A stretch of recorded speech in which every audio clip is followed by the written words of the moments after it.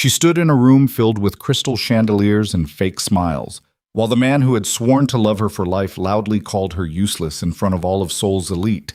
No one spoke. No one dared. But then, the room fell silent. Because the man who entered wasn't a savior.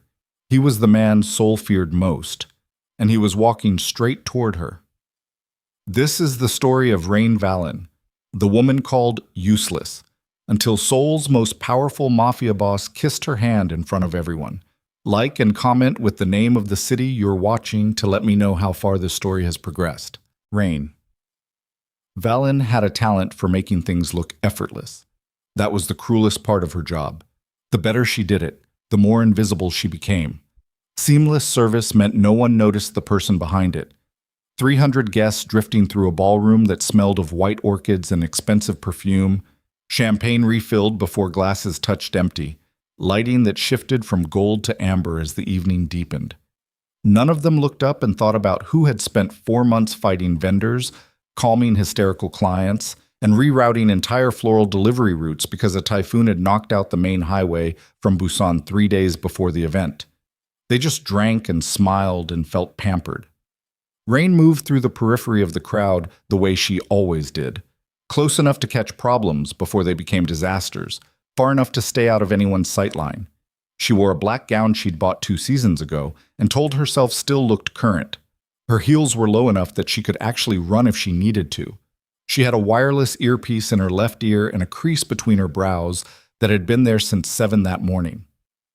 The Hanul Grand Hotel's main ballroom was one of those spaces designed to make ordinary people feel small. 40-foot ceilings, crystal chandeliers the size of sedans, walls paneled in pale marble that caught every refraction of light and threw it back doubled. The charity event, some foundation for underprivileged youth education that Rain privately suspected was more about optics than orphans, had been on her calendar for 6 months. She'd overseen every detail from the table linen texture to the parking valet rotation schedule. It was the kind of event where nothing was allowed to go wrong, which meant everything went wrong in the 48 hours before it opened, and Rain had fixed it all quietly, without anyone knowing it had ever been broken. She was good at that, fixing things quietly. Her earpiece crackled. "Miss Valen, the dessert station on the east side is running low on the yuzu tarts. Tell Chef Bach to pull from the reserve tray in the kitchen prep room and remind him the presentation has to match. Stagger the heights, not flat. He knows." "Yes, ma'am." Rain scanned the room from her position near the south pillar. 12 tables, each seating 10. The auction items arranged on a back dais. The live string quartet playing something Viennese and unobtrusive. Everything where it should be. She let herself exhale slowly through her nose, the closest thing to relief she allowed during an active event. Then she spotted Minji, her assistant, cutting across the floor toward her with a particular kind of purpose that Rain had learned to dread. The fast walk that meant something was about to ruin her evening. "He's here," Minji said, stopping just close enough to keep her voice private. Rain's jaw tightened. She didn't ask who. She already knew from the way Minji was holding her clipboard like a shield. "Which entrance?" "North. He came in with Serafina Cho." Rain turned her face slightly away so Minji couldn't read her expression. She needed a second. Just 1 second to let the thing in her chest compress and then release, the way she'd trained herself to do over the past 11 months. Adrian Cross. She hadn't seen him in person since he'd called her from the car on his way to the airport, told her they were done, and hung up before she could form a word. She'd heard through overlapping professional circles that he'd moved into Serafina Cho's orbit within 3 weeks of that phone call. The timeline didn't surprise her. It just confirmed what she'd spent 2 years refusing to acknowledge. "He's a guest," Rain said. Her voice came out level. "Treat him like every other guest." "He's already talking about you." Minji. "I just think you should know. Handle the yuzu tarts. I'll manage the room." Minji left. Rain stayed near the pillar and watched Adrian Cross work the ballroom. He was the kind of handsome that photographed well but eroded on close inspection. Too polished, the jaw a fraction too square, the confidence a fraction too practiced. He wore a charcoal suit that probably cost more than Rain's monthly rent and moved through the crowd with the particular ease of a man who'd never once doubted whether he belonged somewhere. Serafina Cho was on his arm, tall and lacquered and wearing a red gown that was designed to be noticed. She was beautiful in that specific Seoul socialite way, every feature calibrated, everything performing. Rain watched them stop at the Champagne Tower, watched Adrian pluck 2 flutes and hand one to Serafina with a smile that had once been aimed at her. The memory arrived like a muscle spasm, involuntary and quickly suppressed. She turned away. There was a minor crisis forming near the silent auction podium. One of the lot numbers had been transposed on the display card, and a bidder was already frowning at it. Rain moved toward it, efficient and focused, and spent 7 minutes sorting it out with the auction coordinator. When she straightened up and turned back to the room, Adrian was standing 10 feet away, with Serafina beside him and 4 other people in a loose cluster, champagne in hand, his eyes fixed directly on Rain. She felt the attention before she processed it rationally. That old reflex, brace, fired through her nervous system before her brain had finished identifying the source. Rain.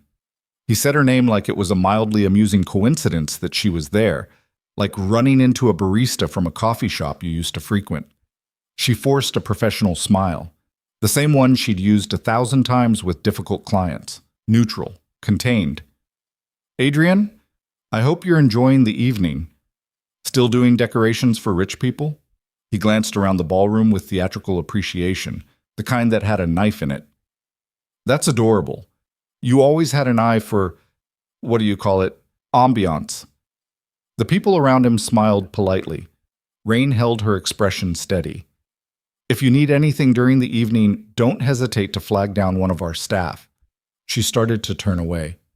Actually, I was just telling Serafina about you. Adrian's voice lifted slightly, calibrated to carry. She stopped. She shouldn't have stopped, but she did. I was explaining the difference between people who attend events like this and people who, set up the tables. The cluster of guests around him had gone slightly still, that particular cocktail party stillness of people deciding whether to be entertained or uncomfortable. Rain turned back around. Her jaw ached from the way she was holding it.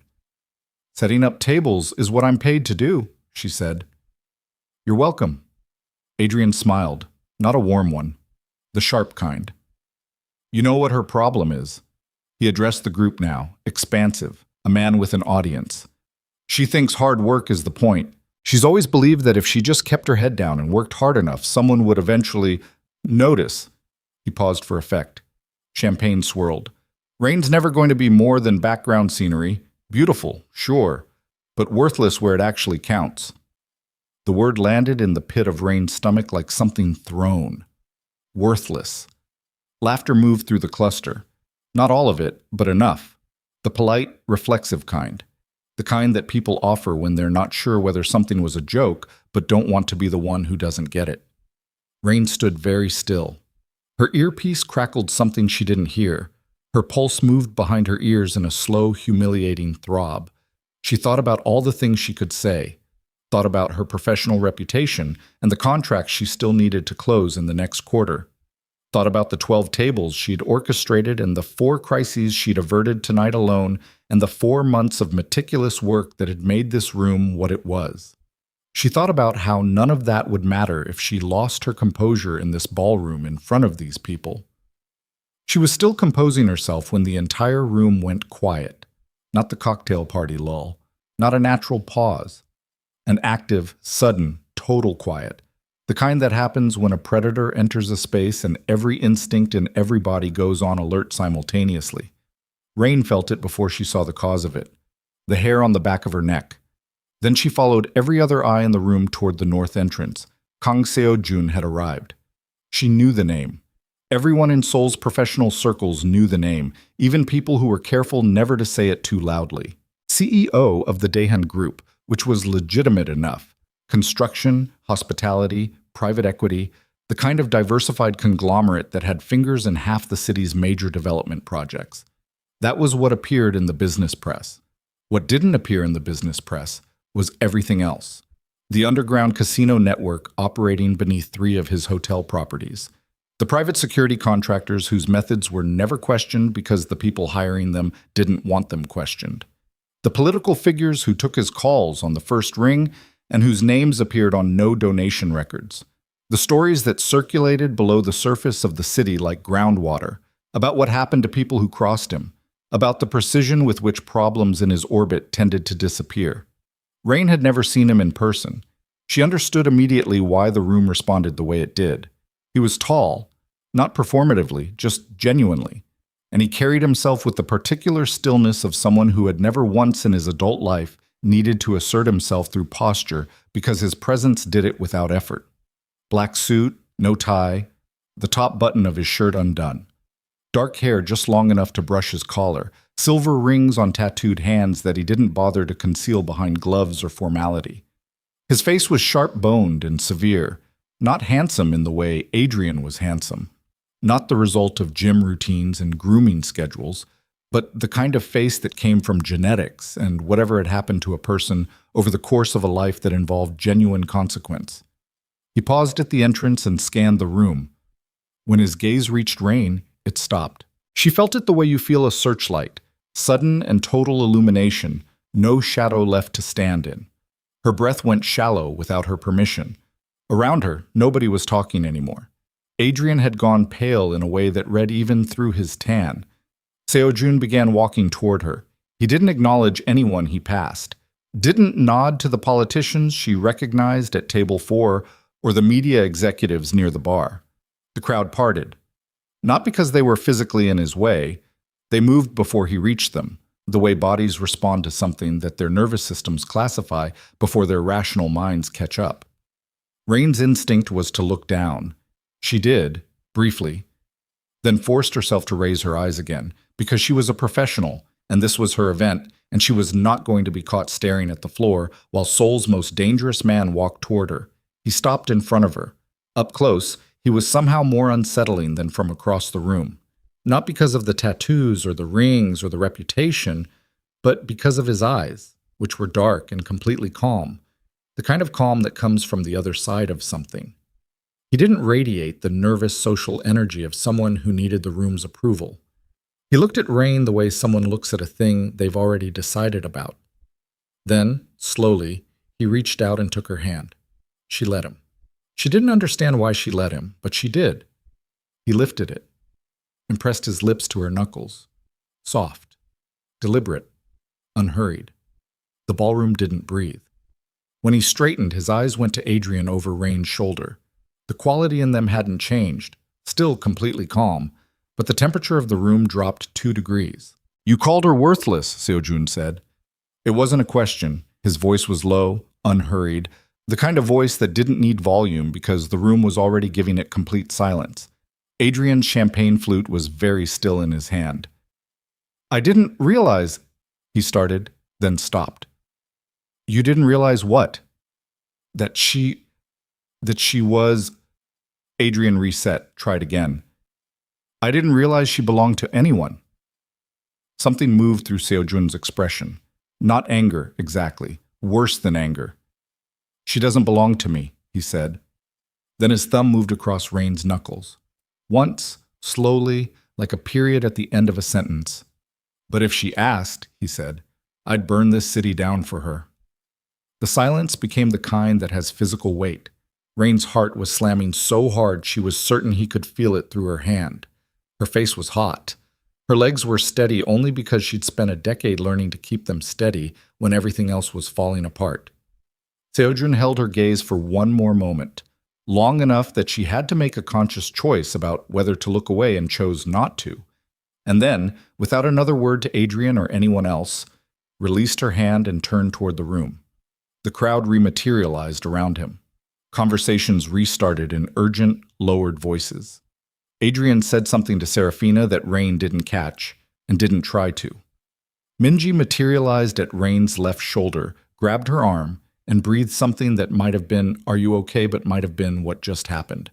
The two weren't entirely distinct. Rain looked down at her own hand. Her knuckles still felt warm where his mouth had been. She pressed her palm flat against the side of her gown and told herself it was nothing. A calculated public gesture from a man who calculated everything. She was a prop, a convenient social chess piece in some game she hadn't been told the rules of. That was what she told herself. The thing her body told her was different. She got through the rest of the evening on adrenaline and professional muscle memory, supervised the dessert service, managed a minor dispute between two auction bidders, coordinated the keynote speaker's entrance timing, did everything she'd been paid to do. And if her eyes crossed the room once or twice to find Seo-jun standing near the bar with a glass of something he was barely drinking, watching the crowd with that same unhurried stillness, she told herself that was nothing too. At 11:15, the guests began filtering out. Rain supervised the breakdown protocol from her clipboard, confirming with department heads that packout would begin at midnight. She was reviewing the floral coordinator's closeout form when she heard Adrian's voice again. Lower this time. Not performing for an audience, talking to Serafina near the coat check. Not bad for a party planner, he said. She caught it between two conversations. Landed herself a Mafia sugar daddy. Good for her. Serafina laughed the way people laugh at something that's mostly true and a little mean. Rain stood very still and wrote a number on her clipboard that she immediately had to erase because it was wrong. She drove home at midnight through rain-slicked Seoul streets. Her apartment was a one-bedroom in Mapogu that she'd been telling herself she'd upgrade for the last 2 years. She changed out of the gown, hung it carefully, and sat on the edge of her bed in the dark for a moment before she turned on the light. Her phone had 19 notifications. She'd gone from 52 social media followers who were mostly industry contacts to something she didn't want to look at directly. Someone had taken a photo in the ballroom. Of course they had. This was Seoul. This was an elite charity event, and Kang Seo-jun had kissed a woman's hand in front of 300 witnesses. The caption read, "Who is she?" Rain put her phone face down on the mattress. She was tired. She was humiliated in a way that hadn't fully processed yet. She was unsettled by something she refused to name. She needed to sleep. She lay down with the light off and stared at the ceiling and thought about the way a stranger's thumb had moved across her knuckles, like she was something worth being gentle with. She didn't sleep for a long time. By 6 in the morning, the photo had been picked up by 2 major entertainment news outlets. By 8, her inbox had 43 unread messages. By 9:30, when Minji called, Rain already knew from the tone of her first syllable that something had gone wrong. 2 clients called, Minji said. The Shin Group event and the Lotte Foundation Gala. They want to postpone the consultations. Rain sat at her kitchen table with coffee she hadn't touched. Postpone? They said they need to reassess the partnership in light of a photograph. Silence on Minji's end. How many? Rain said. So far? 2 confirmed. I think there might be more by the afternoon. Rain looked out her kitchen window at the gray Seoul morning. A woman walking a dog on the street below. An ordinary gray Monday doing ordinary gray Monday things. Okay, she said. Keep me posted. She hung up and sat with the coffee until it went cold. By noon, 3 more clients had called. By 2, someone had posted a comment thread speculating about her relationship with Seo-jun that had been shared 4,000 times. By 3:15, a former colleague sent her a link to an interview clip with the comment, "You should see this." Rain clicked it and watched Adrian Cross sit across from a morning show host and smile his careful smile. I wish her well, Adrian said. Genuinely, she found herself a dangerous sugar daddy. Good for her. Some people are better at leveraging connections than building careers. Rain set her laptop down on the table very carefully. She pressed her fingers against her eyes. She stayed like that for a while. She was still sitting there when her intercom buzzed. She ignored it. It buzzed again. She crossed to the wall panel. Yes. Ms. Valen. The voice was unfamiliar, professional. Mr. Kang is here. Rain's hand on the intercom panel went still. She stopped. He's here? He said to tell you he doesn't have an appointment. He also said you could tell him to leave if you'd like. She stood in her kitchen in yesterday's clothes with cold coffee on the table and 4 canceled contracts and 47 unanswered messages, and looked at the intercom panel for a long time. She buzzed him in. She didn't know why. She told herself it was because she wanted answers, because she wanted to look him in the eye and tell him exactly what his gesture had cost her, because she deserved to say it to his face, and he deserved to hear it. He knocked once. She opened the door. Kang Seo-jun stood in the hallway of her ordinary Mapo-gu apartment building in a black coat, no entourage, no announcement, looking exactly as unsettling in fluorescent hallway light as he had in a crystal chandelier ballroom. He looked at her face. His expression was unreadable, but not indifferent. "You're angry," he said. Rain let out a short breath through her nose that was almost a laugh, and wasn't. "Come in," she said, because having this conversation in the hallway was worse than having it inside. She stepped back. He entered. Her apartment was small. He made it smaller. She crossed to stand on the other side of the kitchen island because she needed something between them that wasn't just air. "You destroyed my life," she said. Not loudly, flat.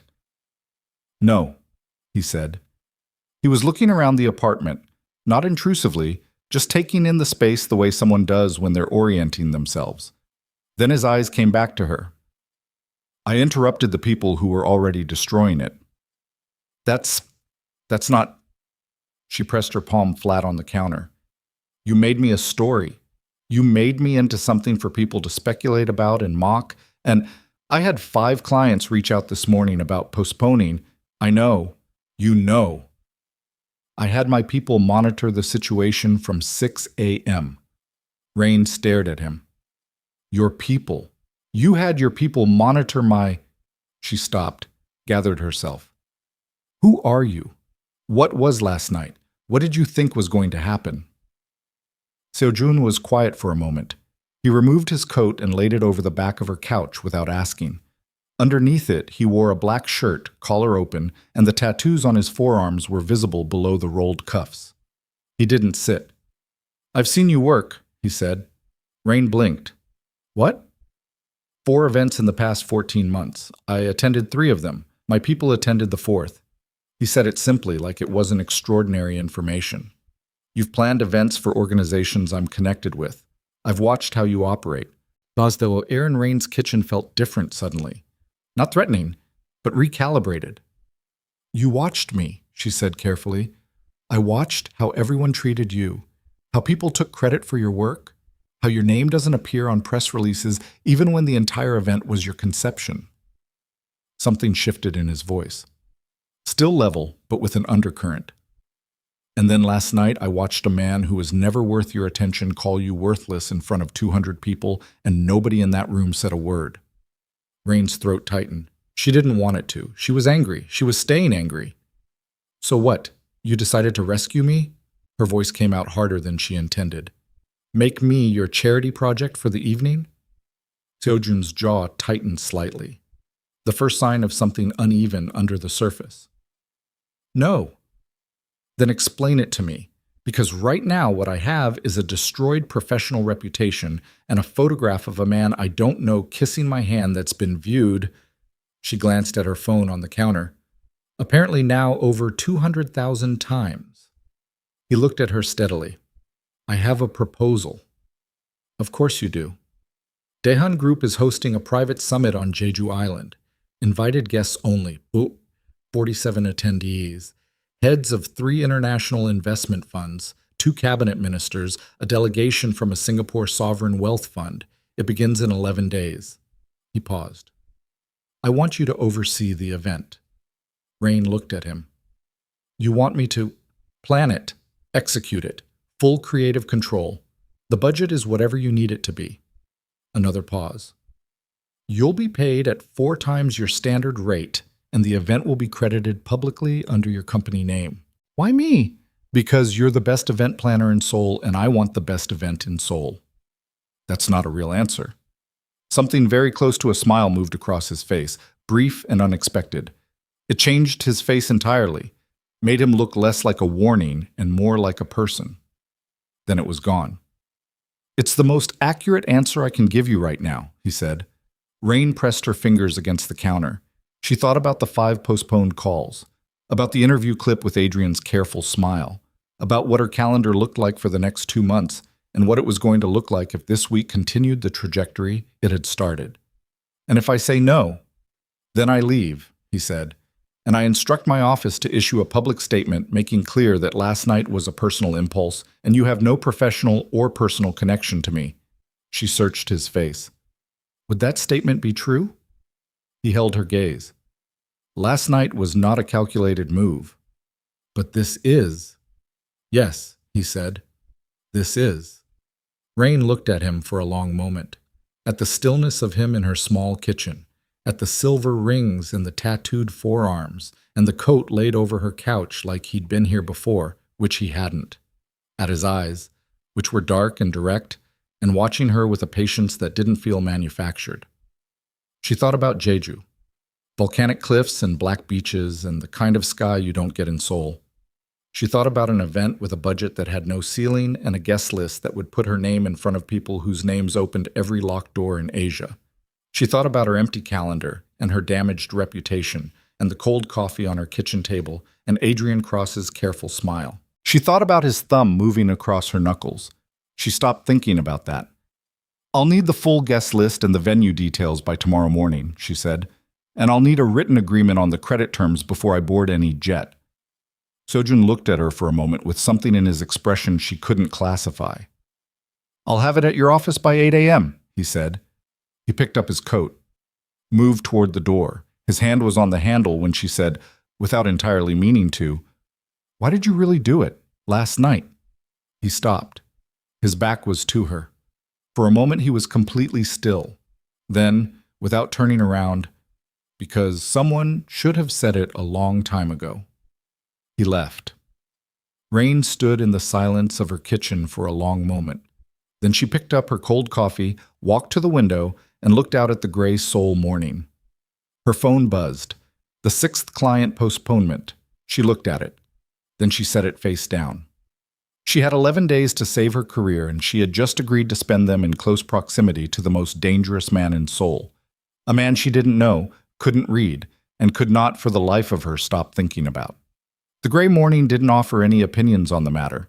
It just rained. The written agreement arrived at 7:53 a.m. Rain was already at her office when the courier came. A man in a plain black jacket who handed her a sealed envelope, said nothing, and left before she could ask any questions. She sat at her desk with the envelope in front of her for a full minute before she opened it. Her office was a 2-room space on the 4th floor of a building in Yongsan-gu that she'd signed a lease on 3 years ago when she'd incorporated her company and believed, with the kind of conviction that only survives contact with reality for a limited time, that everything was about to open up. The walls were white. The desk was a good one, second-hand but solid. There was a window that looked out onto a street that was already moving with morning traffic. She read the agreement twice. The credit terms were exactly what she'd asked for. The rate was not 4 times her standard. It was 6. There was a clause she hadn't requested specifying that all public communications from Daehan Group related to the summit would reference Valen events by name. There was no clause requiring her to speak about her personal relationship with Kang Seojun to media. There was no clause requiring anything beyond the event itself. She read it a 3rd time looking for what she'd missed. She didn't find anything. Minji arrived at 8:15 with 2 coffees and the expression of someone who had spent the night reading online comment threads and needed to be talked down from something. "Tell me you didn't sign it," Minji said, looking at the envelope on the desk. "I haven't yet." Rain. Minji set both coffees down and sat. She was 24, sharp, efficient, occasionally terrified in ways she tried to hide behind her clipboard. "I've been reading about him. About Kang Seojun. Not the business press stuff. The other, I know what he is." "Do you?" "Because there are message boards, not the crazy ones, actual journalists who won't put their names on things. Talking about a man in Incheon 2 years ago who was connected to a Daehan subsidiary and then just..." She made a gesture. "Gone." Minji. "I'm not saying it's true. I'm saying these are the stories that exist." Rain picked up her coffee. It was too hot, and she drank it anyway. 3 more clients postponed yesterday afternoon. Minji was quiet. "If this continues for another week, I won't have a company to worry about." Rain set the coffee down. The Jeju Summit is 47 guests. The guest list includes the managing director of Meridian Asia Capital. Minji blinked. Meridian. If I execute this event and my name is on it, I will have more work than I can take for the next 2 years. Rain looked at the agreement. I understand what I'm stepping into. Do you, though? Minji said. Not aggressive, genuinely asking. Rain looked at her. No, she said honestly. But I'm signing anyway. She signed it. She sent the countersigned copy back via the same courier service the envelope had arrived from and spent the rest of the morning building the operational framework for an event she had 11 days to design from scratch on an island 3 hours away. She did not think about Kang Seo-jun. She thought about venue logistics and dietary restriction matrices and the particular problem of coordinating private jet arrivals across 6 different departure cities. She was reviewing the Haeju venue floor plan, a private estate property that Daehan owned on the eastern coast, nothing like a hotel, which meant she had to build every service infrastructure from the ground up. When her phone lit up with an unknown number, she almost didn't answer it. Ms. Valen, a man's voice, smooth, slightly too smooth, the kind of smooth that came from practice rather than ease. My name is David Sohn. I'm the Chief Communications Director for Daehan Group. Rain set down her pen. Mr. Sohn? I'm calling to introduce myself and to coordinate on media communication around the summit. Mr. Kang has asked that all press inquiries be routed through your office in addition to ours. That's fine. Wonderful. A pause that had something constructed about it.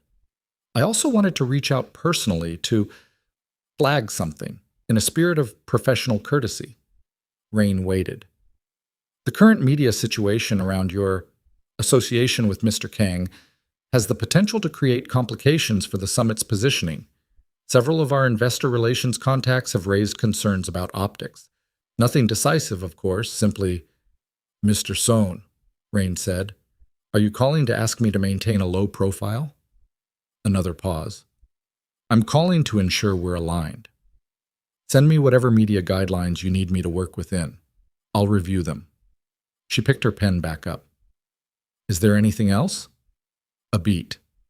No, he said. The smoothness had a slight crack in it. That's all. She hung up and wrote Sohn, David, CCO, on the corner of her floor plan diagram and circled it twice. The Daehan Group jet was a Gulfstream G650 with interior seating for 12 that was configured to hold 6. Rain boarded it on a Thursday morning at Gimpo with 2 rolling cases and her laptop bag and the particular internal bracing of someone walking into something they've chosen but not fully understood. Seo-jun was already on the plane.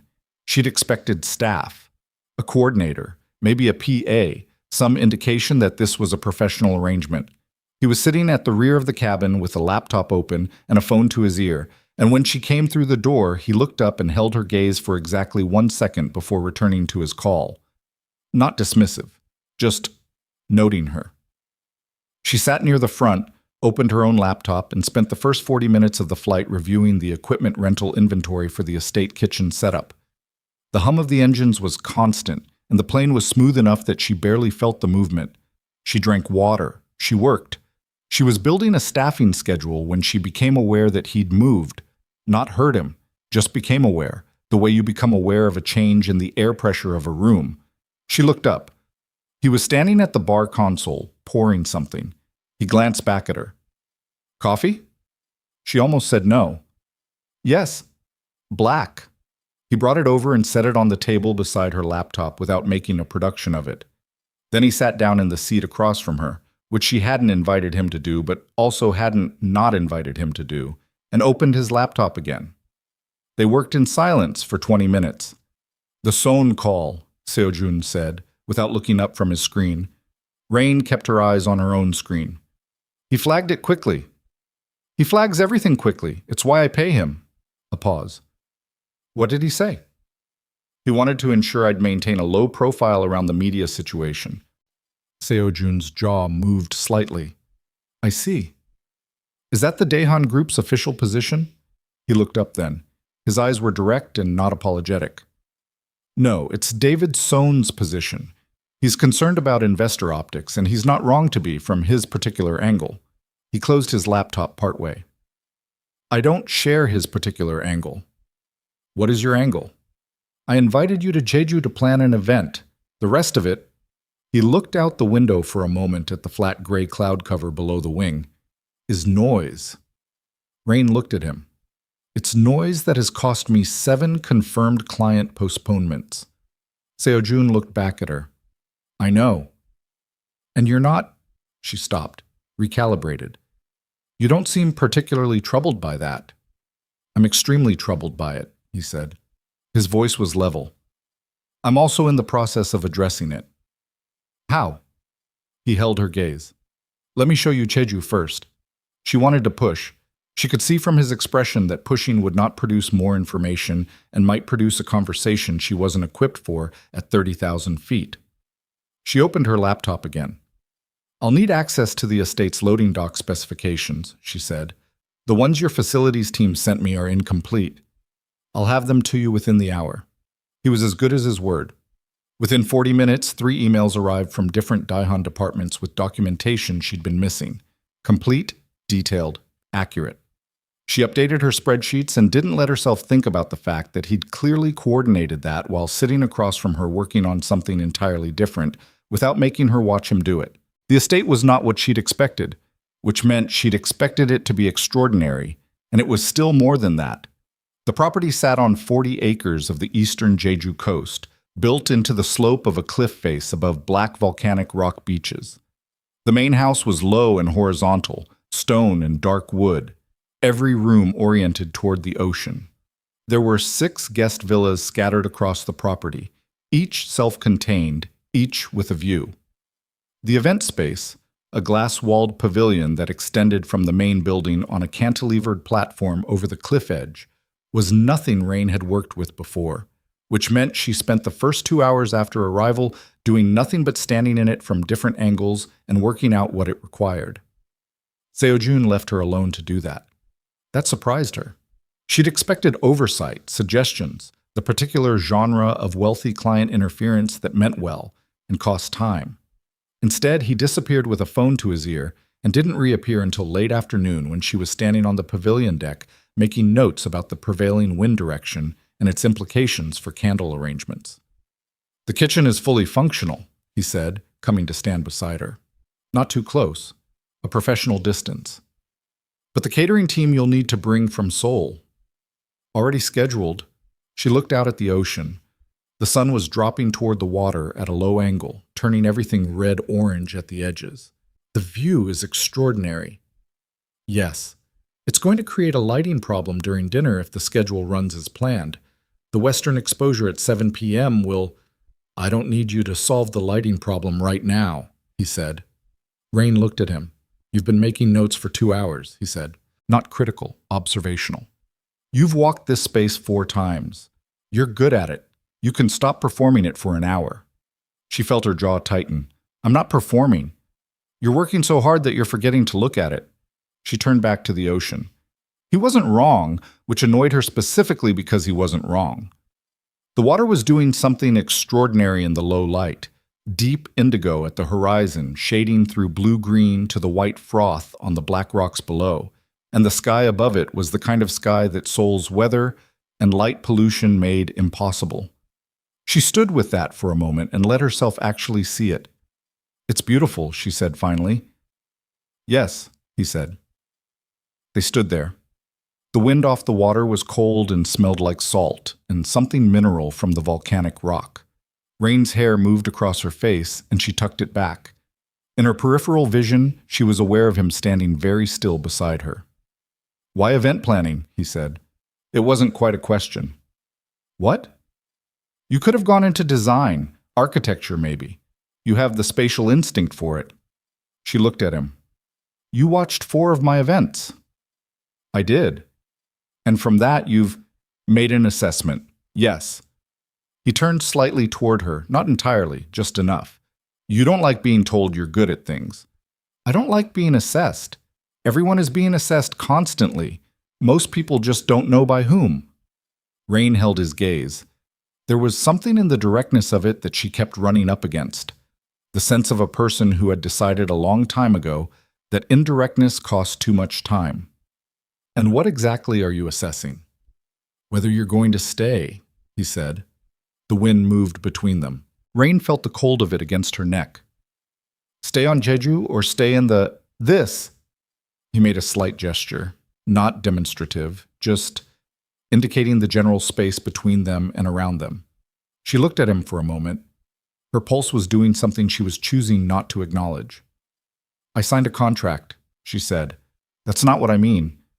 She knew that. She turned back to the water. Show me the loading dock, she said. He didn't push. He walked her to the loading dock. The next 5 days ran at the particular speed of professional exhaustion, the kind where you fall asleep in your clothes and wake up with your laptop open and a half-finished logistics matrix on the screen and the morning already 3 hours old. Rain worked from a temporary office she'd set up in one of the estate's ground floor rooms, building the summit infrastructure piece by piece, managing a supply chain that spanned Seoul, Busan, and 2 vendors in Japan. Seo-jun was present in the way weather is present. She'd look up from her laptop and find him on the pavilion deck taking a call. She'd emerge from a vendor conversation and he'd be in the main kitchen going over something with the estate's facilities manager. He didn't interfere with her work.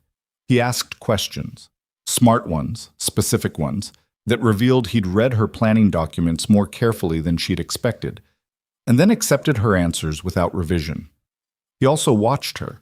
Not constantly, not intrusively, but she caught it, the way his eyes crossed the room to find her when she spoke, the slight pause before he looked away when she looked back. He noticed the things she did.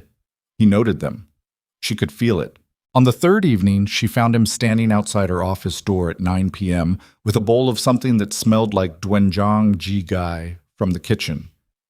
You haven't eaten since the vendor lunch, he said. How do you know when You were in the kitchen at noon, and the chef mentioned you barely touched the tray. He offered the bowl. Eat. She took it. She was too tired and too hungry to perform indignation about it. She sat on the edge of her desk and ate, and he leaned in the doorway and looked at the wall of her event schedule printouts without commenting on them. Adrian Cross gave another interview, she said. Seo-jun didn't move. I know. He's connecting me to you and every one. She set the bowl down. It's becoming a pattern. Every time the story starts to fade, there's another one. The quality of the stillness around Seo-jun changed, not visibly. No change in posture, no shift in expression, but the air in the room adjusted slightly. Rain had begun to recognize it as the thing that happened when something caught his actual attention. Yes, he said, you knew that already. I suspected it was being coordinated. Rain stared at him. Coordinated by... Adrian Cross doesn't generate his own media presence, Seo-jun said. He has people who do it for him. The question is who's funding the campaign and what they actually want. Rain set her hands flat on the desk. What do they actually want? That, he said, is what I'm currently finding out. She wanted to ask more. The way he was standing in her doorway, contained, careful, saying enough but not everything, made her want to demand the full version of whatever he was working with. But his phone buzzed in his pocket and he looked at it, and something crossed his face that went away quickly. Finish eating, he said. You have a 5 a.m. call with the Tokyo Florals. He left. Rain looked at the hallway where he'd been, and then down at the bowl of jigai on her desk, and the fact of it, that he'd stood in a kitchen long enough to bring it to her, sat somewhere in her chest where she didn't want it to. On the 5th night, it rained. Not a storm. A steady, cold, horizontal coastal rain that came off the ocean and hit the pavilion glass in sheets. Rain was in her office past midnight working through a seating arrangement problem when she heard raised voices from somewhere in the main building. She shouldn't have gone to look. She knew that immediately and went anyway. The corridor that ran from the east wing to the estate's private security room was lit at half brightness this time of night. She heard Seo-jun's voice before she turned the corner, low, not raised, which somehow made it worse. She stopped at the edge of the corridor. There were 3 men in the security room. 2 of them she recognized as Seo-jun's people, senior, quiet, the kind of men who moved through spaces without drawing attention. The 3rd was sitting in a chair with the particular posture of someone who had been encouraged to sit and not get up. He was young, Late 20s, maybe. His hands were shaking. Seojun was standing, completely still, not touching the man, just standing close enough and at exactly the right angle that touch wasn't necessary. "Who gave you access?" Seojun said. The man said something Rain couldn't hear. "That's not an answer." The man said something else, more clearly this time. Rain caught a partial sentence, crosses people. "I was just supposed to send the photos." "The photos of Ms. Valen," Seojun said. Still level, still that terrible stillness. Rain's hand found the wall. The young man was crying now, not loudly, but definitely crying, the kind of crying that happens when your body has given up on the option of composure. He was explaining something in fast fragments, a payment, a contact, a series of requests that had seemed minor each individually. Photographs, schedule information, which vendors she was meeting with, and when. Her schedule. Someone had been leaking her schedule. That was how Adrian had known which interviews to give and when. Someone had been feeding him a timeline so he could keep the story alive precisely when it was about to go quiet. Someone inside Daehan. Seojun turned his head very slightly, and Rain saw his profile in the corridor light, the set of his jaw, the line of his mouth. He looked like the kind of man who had made peace with what was necessary so far, in advance of situations like this one, that necessity didn't require deliberation. It frightened her. Not the anger of it, the calmness of it. Then he turned slightly further and saw her. Everything in his face changed. The temperature of it, the quality of it, like a window being covered. Not softening, exactly. More like a different kind of attention coming to the surface. "Ms. Valen," he said, quietly, "you should go back to your office."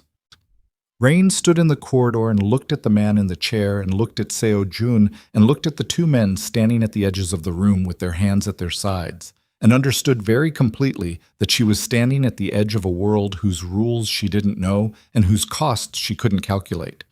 She also understood that she'd already walked into it, that the moment she'd signed the contract, she'd stepped across a line that didn't allow for standing back on the safe side and watching from a distance. "Is he going to be all right?" she said. Seojun looked at her. Something moved across his face she couldn't name. "Yes," he said. "Your version of all right, or he'll be escorted off the property and returned to Seoul." A pause. "Rain." He used her name. He'd never used her first name before. The change of it cut through the corridor between them. "Go back to your office." She went. She sat at her desk and looked at her screen and listened to the rain on the glass and thought about the man in the chair. About Adrian's name in a fragment of a sentence. About the fact that someone had been watching her from inside the structure she'd agreed to work within. Feeding her movements to the person who had already spent months dismantling her publicly. She pulled up her laptop and opened a new document and started typing a message to Minji. She got 2 sentences in before she stopped. Because if someone inside Daehan had been leaking to Adrian, there was no version of this she could control from the outside. No professional rebranding or strategic media management or event execution, however flawless, that addressed the fact that she was being targeted by something she hadn't understood when she'd agreed to step into it. Seojun knocked on her open door 20 minutes later. She turned around. He looked at her for a moment without speaking. He'd rolled his sleeves down. His hands were in his pockets. "Sit down," she said. He came in, sat across from her. He had the quality she'd noticed of being able to sit still in a way most people couldn't. No shifting, no reaching for his phone, no filling silence with movement. "How long has it been happening?" she said. "We identified the leak 6 days ago, before you arrived. You knew before I got here. We suspected. Tonight confirmed it." Rain looked at him. "So you brought me here knowing I was being actively targeted." "I brought you here," he said carefully, "because it's the safest place you could be while I dealt with it." She stared at him. That was the plan. Part of it. The other part being, the event is real," he said. "The contract is real. Your name on the credit is real." He met her eyes. "I didn't manufacture a professional opportunity to manufacture a reason to bring you here. But yes, I also wanted you where I could account for your safety." Rain sat with that for a long moment. You should have told me. If I'd told you, you wouldn't have come. That was my choice to make. Yes, he said it without deflection. It was. And I made it for you. I know that. The rain outside was very loud. Who is funding Adrian? She said. Sojun was quiet for a moment. My father, he said. Rain went still. You're Kang Do-han.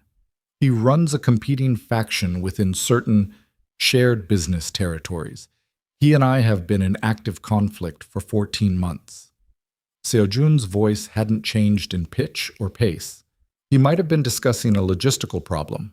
He identified you as a vulnerability 8 days ago. Cross was a convenient instrument. He had his own existing reasons to target you, which made the arrangement mutually beneficial. Rain looked at him. Your father is trying to use me to get to you. Yes. And you brought me to Jeju, into the center of your operation. Because he already knew your home address, your office address, your client list, and your daily schedule. Seo-jun's voice didn't shift, but something underneath it did. He had someone positioned in your building 2 days before I showed up at your intercom. The floor tilted slightly under Rain's feet without physically moving. You're telling me I was already in danger before you? Yes. The word landed with the weight of everything it implied. That the choice Rain thought she'd made, the measured, professional, self-preserving choice to sign a contract and board a jet and plan an event, hadn't been the full picture she'd been making it in. That the picture had been larger and darker at the edges than she'd been shown. She stood up, crossed to the window. Outside, the rain came off the ocean in horizontal sheets, and the black rock beach below the cliff was invisible in the dark. She thought about Min Ji, about her office, about 7 postponed contracts, and a 1-bedroom apartment in Mapogu, and the ordinary gray Mondays she'd been standing in when she'd decided she could manage this. Behind her, Seo-jun said nothing. He was still in the chair, not following her to the window, not filling the silence, just present in the room with the full weight of what he'd told her, letting her stand in it. She turned around. He was watching her. His face was not unguarded exactly, but not performing anything either, just there, with her. If I try to leave Jeju, she said, I won't stop you. But it would be significantly more dangerous than staying. He held her gaze. I'm asking you to trust me. I understand that's not a reasonable thing to ask. Rain looked at him for a long moment, at the stillness of him, at the rings on his hands and the ink on his forearms, and the eyes that were direct and dark, and watching her with a patience that had survived the last 20 minutes without flinching. I'm not going to stop working, she said. I would never ask you to. And I want everything. She kept her voice level. Every piece of information about what's happening and what your plan is. No more managing what I'm told. Something crossed his face. It might have been relief. Agreed. Starting now. He leaned forward slightly. Starting now, he said, and he talked for 2 hours. Rain sat across from him with a legal pad she'd pulled from her desk drawer and wrote nothing on it, because what he was telling her wasn't the kind of thing that got written down. She listened the way she'd learned to listen in rooms full of people who were saying one thing and meaning another, with her full body, not just her ears, watching his hands and the pace of his sentences and the places where he paused before he spoke. Kang Do-han was 71 years old and had been building his particular empire since before Seo-jun was born. The legitimate side was real estate development in the provinces, land acquisition, infrastructure contracts, the kind of work that required political relationships that were then leveraged for the other side, which was less visible and considerably more profitable. Gambling networks, private loan operations that functioned on methods banks weren't permitted to use, a security apparatus that was available for hire by people who needed things resolved outside of legal frameworks. For a long time, father and son had operated in a version of parallel. Different territories, different methods, a mutual agreement that was never formalized because formalizing it would have required acknowledging what they both were. Seo-jun had spent the better part of a decade building Daihan into something that could exist in daylight, genuinely profitable, genuinely legitimate in its primary operations, which gave the rest of it cover and eventual exit potential. His father viewed this as either naivety or threat, depending on the day. 14 months ago, a development contract in Incheon worth 240 billion won had come up for governmental tender. Both of them had wanted it. Sejun had won it through channels that were cleaner than his father's, and the older man had not forgiven the loss. Since then, Kang Do-han had been systematically working to destabilize Daehan's investor relationships, its political partnerships, and, most recently, its CEO. The photograph from the gala, Rain said. His people were there, Sojun confirmed. Not to photograph me, to photograph whoever I paid attention to. Rain set her pen down on the blank legal pad. He knew you'd do something. He knows me. A pause. Better than I'd prefer. So the whole media situation was an opportunity he identified and accelerated. Cross was a vehicle, already angry, already motivated, easy to fund and easier to direct. Seojun's voice didn't carry bitterness about this, which she found more unsettling than bitterness would have been. The goal is to make Daehan's board uncomfortable enough with my personal situation that they push for a leadership transition. Transition to what? To a structure more amenable to a merger with his holdings. Rain absorbed this. He wants to absorb your company. He wants to absorb everything I've built and fold it into his operation and then continue the way he's been operating since 1987. Seojun looked at his hands. This is what I'm working against. And I'm the leverage point he found. You're the leverage point he chose. There's a difference. He looked up. He chose you because he assessed that you mattered to me, that your situation would create distraction, emotional vulnerability. The words sat between them. Does it? Rain said. She kept her voice neutral. Seojun looked at her for a moment. We made an agreement, he said. Full information, no management. I'm not asking you to manage it. I'm asking you a direct question. He held her gaze. Yes, he said. It does. The rain against the glass was very loud in the silence that followed. Rain picked up her pen, put it back down, stood up and went to the window again because she needed to do something with the information that had just landed in her chest, and standing near glass that was cold to the touch helped. Below the cliff, the ocean was invisible in the dark, just the sound of it, persistent and indifferent. I need to sleep, she said. Yes. We'll continue this in the morning. Yes. She turned around. He was already standing, coat in hand, the meeting ending with the same lack of ceremony it had carried throughout. At the door he paused. There's a security detail on your villa tonight, he said. 2 men on rotation. You won't see them. But they'll be there. Yes. She looked at him. Seojun. She used his name without the formal address and felt him register it. Thank you for telling me. He looked at her for a moment with an expression that was difficult to parse. Not warm exactly, but near something. Get some sleep, he said, and left. She didn't sleep for a long time. The summit began 3 days later, and Rain threw herself into the execution of it with the focused violence of someone who needed to not think. 47 guests arrived across 2 days via private transport, each one managed by a protocol Rain had designed down to the 60-second level. The estate functioned like a precision instrument. She was everywhere and visible to no one. The event happened around its guests like weather, seamless, unforced, and she was the atmospheric pressure behind it. Seojun watched her work the way he always watched her, from a middle distance, present without interfering. She caught him twice in conversation with guests who were clearly important, his manner easy and controlled and projecting exactly the right version of what Daehan needed to project. He was good at it, she recognized. The daylight version of him was practiced and credible. What lived underneath it was the thing she was still calibrating. On the second evening of the summit, during a dinner on the glass pavilion with the ocean black and enormous beyond the lit windows, Rain was supervising the wine service from the kitchen corridor when David Sohn found her. She'd spoken to him twice since the initial phone call. Brief, professional exchanges about press communications, both conducted by email because she found his voice made her want to end calls prematurely. In person, he was exactly what his voice had suggested. Trim, 50s, the particular brand of corporate presentation that was more armor than personality.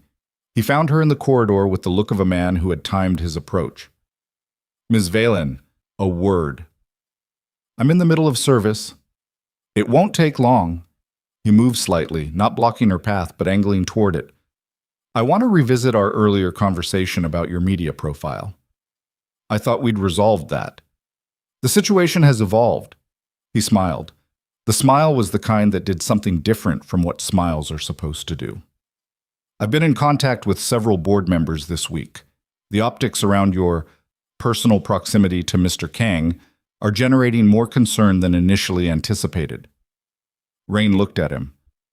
"The board members you've been in contact with, would those be the ones with existing connections to Kang Do-han's operations?" Something crossed Sohn's face so quickly she might have imagined it. "I'm not sure what you're implying." "I'm not implying anything." She held his gaze. "I'm asking a direct question. My board relationships are professional and confidential." He adjusted his cuff. "My concern here is simply for the company's—" "Mr. Sohn." Rain kept her voice even.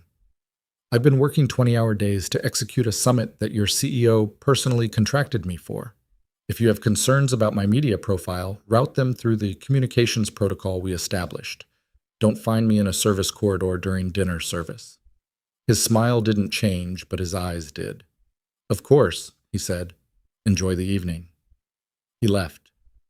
Rain stood in the corridor for a moment and breathed carefully and then went back to supervising the wine service. She told Seo-jun about it that night. He listened with his characteristic stillness and then called someone immediately after, a conversation conducted in a low voice in a language she understood just well enough to know he was asking for a communications log to be pulled. "Sohn has been feeding information to the board," he said when he hung up. "Not fabricating, selecting, presenting accurate information in a frame designed to— He's been working for your father." Seo-jun was quiet for a moment. "He's been working for himself," he said. "My father is paying him to, but Sohn's primary motivation is positioning for whatever comes next. He's betting on the transition." "How long?" "The log goes back 8 months." Rain looked at him. 8 months? He's been in your organization for 11 years. Seo-jun said it flatly. She saw what that cost him to say, even said that flatly. 11 years. The particular weight of a betrayal that had been operating that close for that long, and only surfacing now because the pressure had finally forced it up. "What are you going to do?" she said. "Tonight? Nothing. The summit has 2 more days and I need it to run." He looked at her. "After that, I deal with Sohn." "And your father?" He was quiet for a long moment. "One thing at a time," he said. The summit's final evening was its centerpiece. A closing dinner that Rain had designed as the capstone of the entire event, the thing every subsequent conversation about Daehan would be measured against. She'd been building toward it for 10 days, and it ran exactly as she'd designed it. The pavilion looked like something that shouldn't exist outside of imagination. The service was invisible. The food was extraordinary. The conversation around the tables, Rain moved through the kitchen corridor, monitoring through a discrete audio feed, ran in the direction she'd hoped. Optimistic, specific, the names of Daehan initiatives coming up in context that suggested partnership rather than scrutiny. She was reviewing the dessert timing at 11 p.m. when Minji called. She almost let it go to voicemail. Minji knew not to call during active events unless it was... She answered. "Rain." Minji's voice was wrong immediately, not panicked. The worst thing. Flat, the way voices go flat when the panic is already finished and what's left is just the information. "Something's happened. I need you to see something. I'm in the middle of... I know. I'm sorry. Rain, it's... I need you to look at your email right now." Rain stepped further into the corridor, pulled up her phone's mail. The subject line of the first unread email, sent 40 minutes ago from an address she didn't recognize, was, "The truth about Kang Seo-jun and what you don't know." Her stomach clenched. "What is this?" she said. "Open it," Minji said. "I already did. Just open it." The email was 3 paragraphs and 2 attachments. The paragraphs described, in specific and sourced language, a business deal from 3 years ago, a land acquisition in the south of Jeju that had resulted in the displacement of 47 families from a coastal village that had occupied the land for generations. The methods described were not legal ones. The outcome? Families removed, documentation falsified, a community erased to make room for a luxury development that turned out to be the same estate Rain had been working from for the past 10 days, was documented in detail. The first attachment was a legal deposition from a former Daehan manager. The second was a series of photographs of the village before demolition. Rain stood in the corridor with the sounds of the summit dinner coming through the walls around her and looked at her phone screen and felt the floor tilt. She knew, in the abstract, what Seojun was. She'd known from the beginning, or thought she'd known, the Mafia king narrative, the criminal network, the organized crime associations she'd filed under Dangerous World I've chosen to step into with eyes open. She had categorized the darkness in him as something that happened to other people in other contexts and didn't reach the version of him she was encountering. The families in the photographs were not in other contexts. They were in the ground beneath her feet. She forwarded the email to herself, locked her phone, and spent the next 40 minutes completing the summit's closing service with the precision of someone who had learned a very long time ago how to keep the surface functioning regardless of what was happening underneath it. When the last guest had retired to their villa, Rain went looking for Seojun. She found him on the pavilion deck, alone in the dark with the ocean behind him and a glass of something untouched in his hand. He heard her before she reached him. She saw his posture shift, recognizing her by sound or presence or some other thing, and turned around. He looked at her face and his expression changed immediately. Not dramatically, just something came forward in it that had been behind something else. "What happened?" he said. She handed him her phone. Unlocked, email open. He took it, read it. She watched his face while he did. The complete stillness of it. The way nothing moved except his eyes tracking down the screen. He read through to the end of the second attachment. Then he set the phone on the pavilion railing and stood with his hands on the railing and looked at the ocean. The silence lasted long enough that Rain measured it in her own heartbeat. "Is it true?" she said. "Yes," he said. Just that. No preamble, no context, no qualification.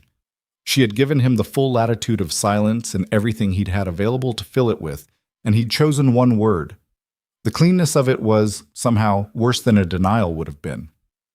"The estate," she said. "This property." "Yes." "Those families." "Yes." Rain wrapped her arms around herself. The wind off the ocean was cold and she hadn't brought a jacket, and she didn't move to find one. She stood on the deck and looked at the side of Seojun's face and thought about 10 days of extraordinary food and careful attention and a bowl of doenjang ji gai brought to her office at 9 p.m. and a thumb moving across her knuckles in a ballroom and all of the things that had assembled themselves in her chest over the last 10 days into something she'd been very carefully not naming.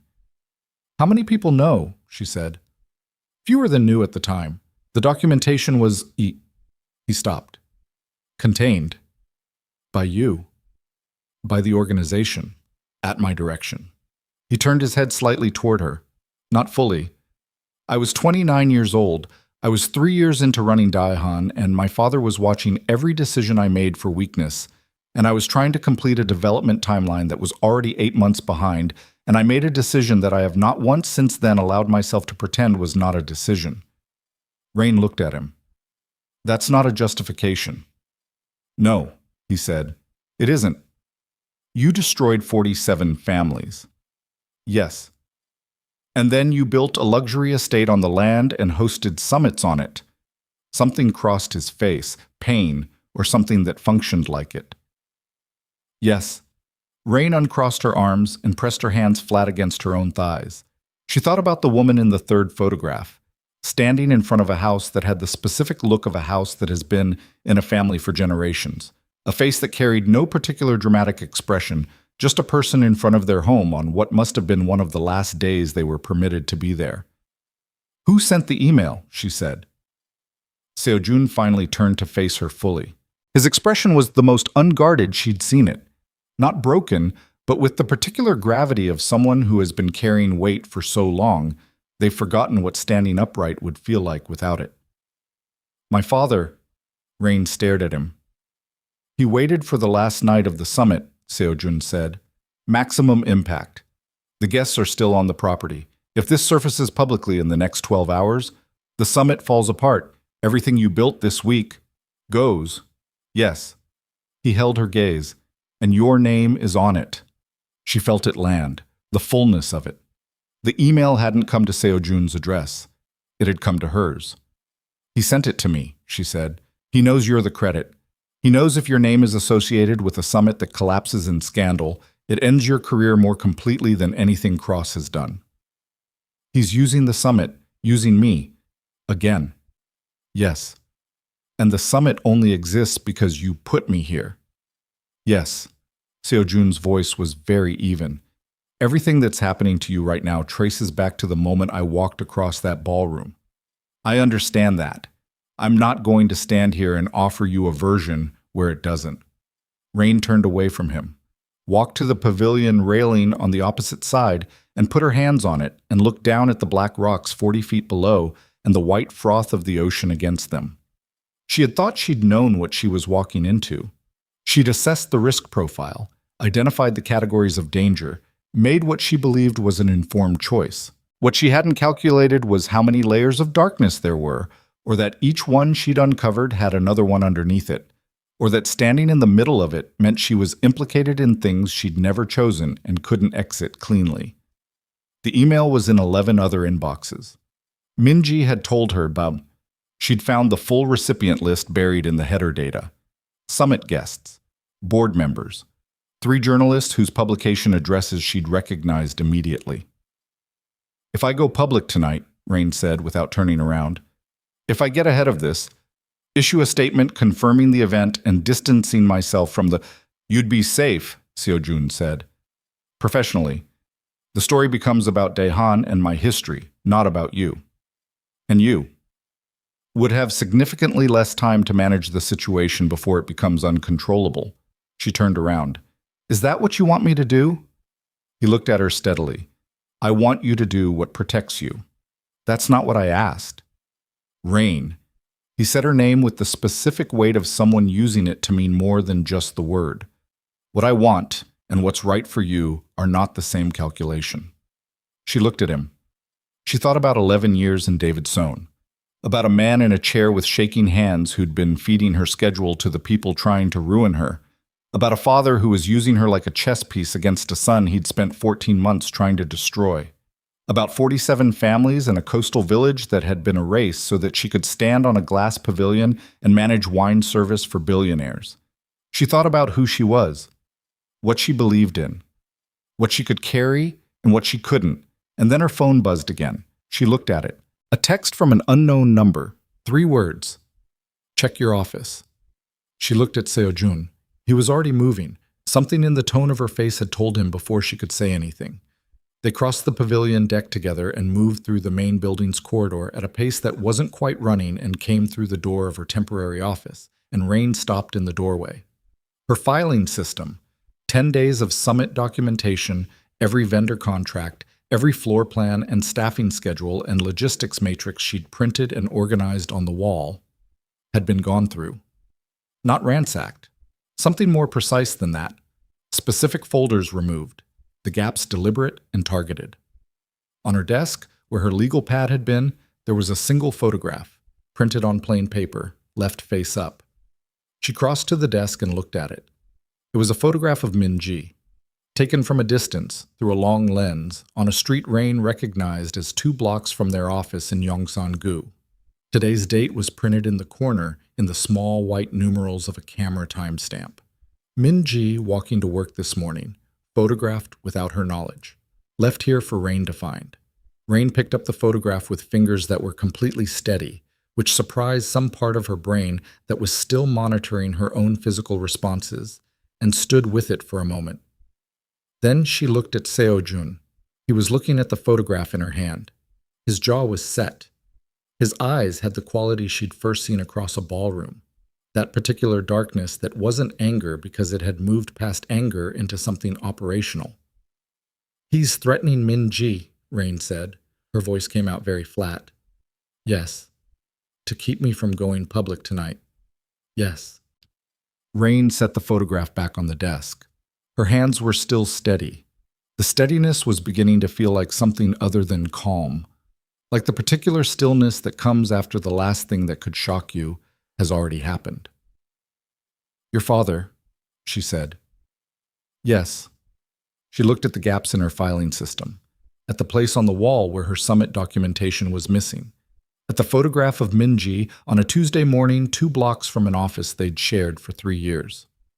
He took the contracts, she said, my vendor contracts. If I try to deny involvement in the summit, he can produce documentation proving your involvement at whatever level of detail he needs. Seojun said it quietly. It eliminates your ability to distance yourself publicly, even if you wanted to. The trap was complete. She saw it with the particular clarity of someone who has just identified the walls of a room they're standing inside. She couldn't go public without endangering Minji. She couldn't distance herself from the summit without Kang Do-han producing her own contracts as evidence. She couldn't leave Jeju without her security disappearing. And she couldn't stay and do nothing because by morning the email would have been read by 11 people who would make decisions about how to handle it. She was 28 years old, and she had walked, step by careful, deliberate step, into a war between 2 men that had been running longer than she'd known either of them existed, and she had no exits that didn't cost her something she couldn't afford to lose. She picked up her phone and called Minji. Minji answered on the second ring. Are you home? Rain said. I'm at the office. Minji stopped. Why does your voice sound like that? Listen to me carefully. I need you to leave the office right now. Don't take the regular route home. Go to your sister's place in Mapo, not your apartment. Don't use your regular transit card. Silence. Minji. Rain, what? Just do it. I'll explain everything. Go now. She heard Minji moving, heard the sound of keys in a coat. Okay, Minji said, voice tight. Okay. I'm going. Don't stop anywhere. Don't talk to anyone you don't know. Rain. Go. She hung up. She turned to Seojun. He was watching her with an expression she'd never seen on him before. Not quite respect. Something older than that. Something that recognized a person making the transition from the safe side of something to the necessary side of it. I need to know everything, Rain said. Not the version where you tell me what you think I can handle. Everything. Your father's operation, his people, the board members Son has been working, the full structure. She held his gaze without flinching. Because I'm not going to spend the next 12 hours waiting to see what happens to me. I'm going to make something happen. Seojun looked at her for a long moment. That's going to require you to do things, he said carefully, that you won't be able to undo. I'm aware. And I'm standing in an office where someone went through my files and left a photograph of my assistant as a warning, Rain said. I passed the point of undoing things about 10 days ago. I just didn't know it yet. She crossed her arms. Talk. He pulled out his phone.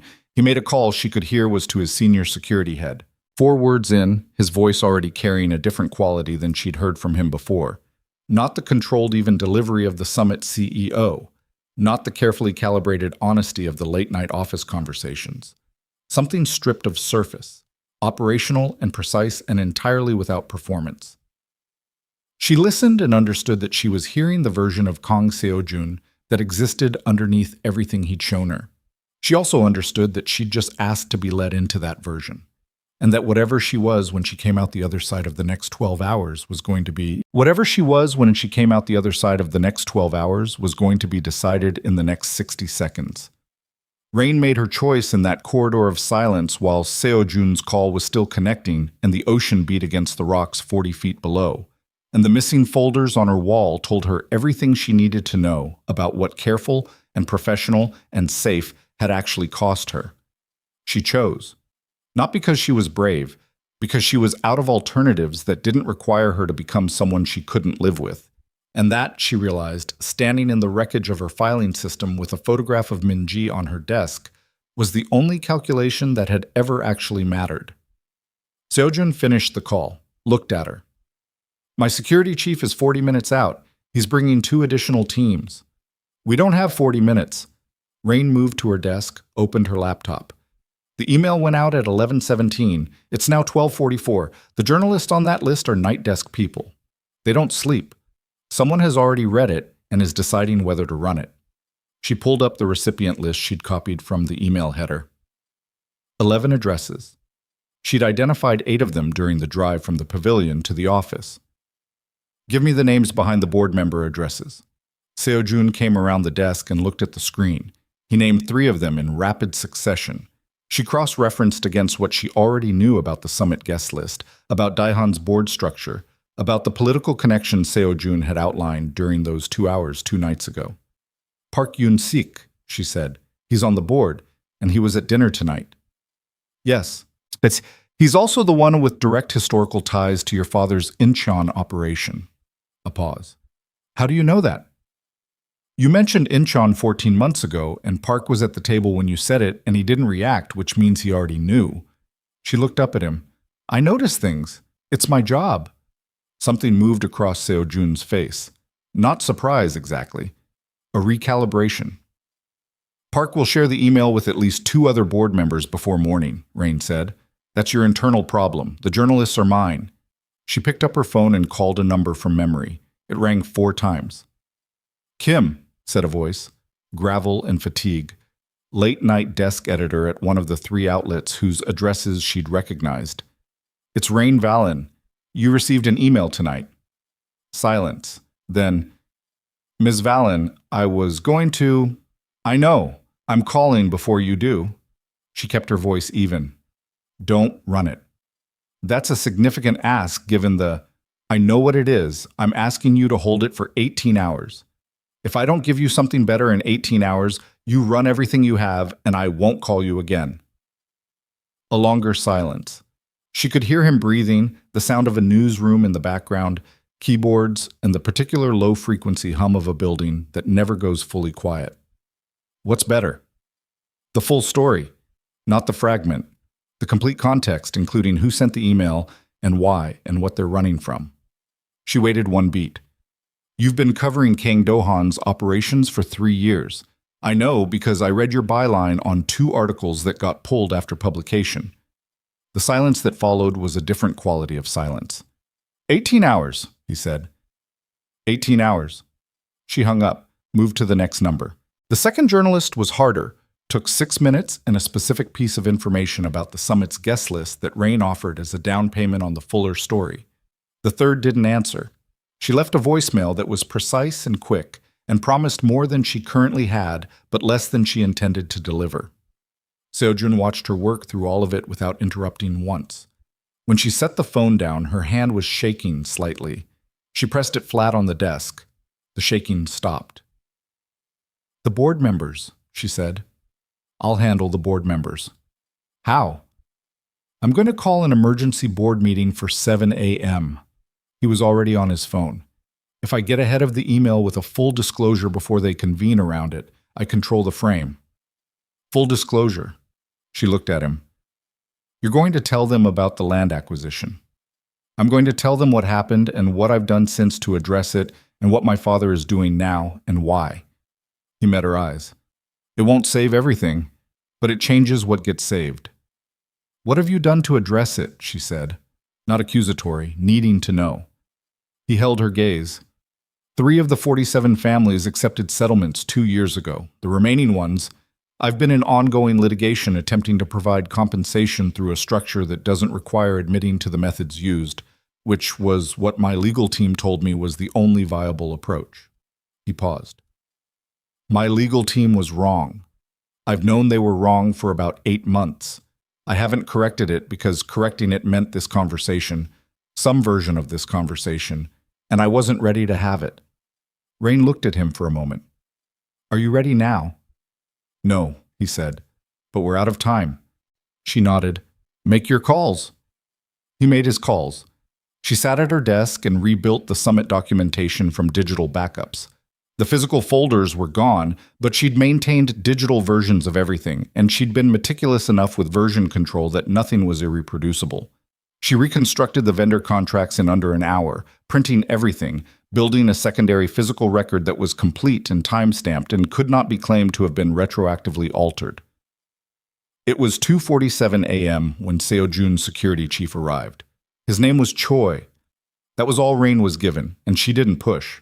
He was 50s, compact, with a face that had the specific quality of a person who had seen a great number of situations resolve badly and had developed a personal policy about not being surprised by any of them. He set up in the estate's security room, expanded the monitoring perimeter around the property, and sent 2 of his people to locate the precise point of entry that had allowed someone onto the property and into Rain's office. They found it in 40 minutes. A service entrance on the property's northern boundary used by the groundskeeping crews with a keycard lock that had been cloned. The person who'd used it was on camera, face obscured by a jacket hood, body type, and gait consistent with a professional with the specific training that made them difficult to identify from surveillance, and had been inside the property for 11 minutes before exiting back through the same entrance. "That's not one of my father's regular security people," Seo-jun said, reviewing the footage with Choi at 3:15 a.m. His jaw was tight. "That's contracted, external." "Which means," Choi said, "there are more of them." Rain was standing behind both of them, looking at the screen.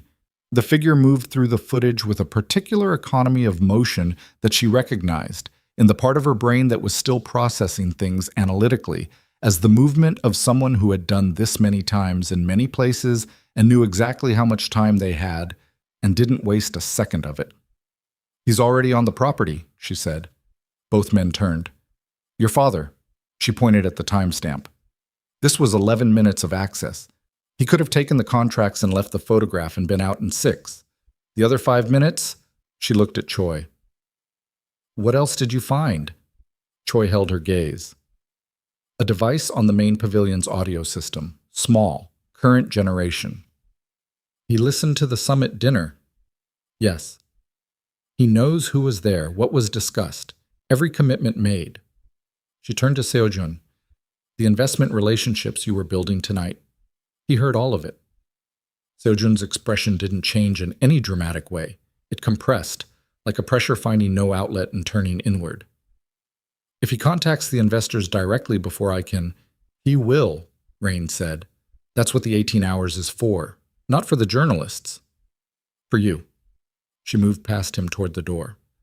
"We need to get ahead of the investors right now, tonight, not in the morning. It's 3 in the morning. And the managing director of Meridian Asia Capital is in a villa 40 meters from this building." She looked at him.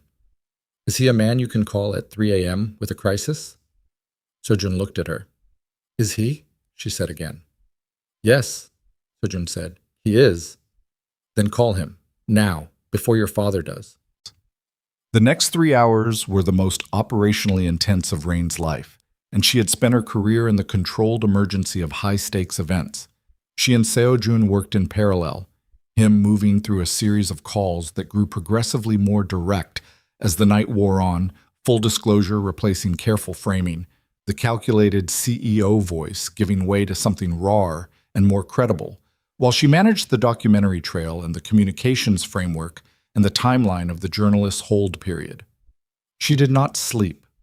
She drank 3 cups of coffee and ate nothing, and at 4:45 a.m. she was standing in the estate's main kitchen because it was warm and she was cold and she'd needed to stand somewhere that wasn't the office for 3 minutes, and Choi found her there. "Ms. Valen." He came in and poured himself water at the sink. He had the manner of a man who needed very little from a room. "How are you holding up?" "Fine." "That's not what I'm asking." She looked at him.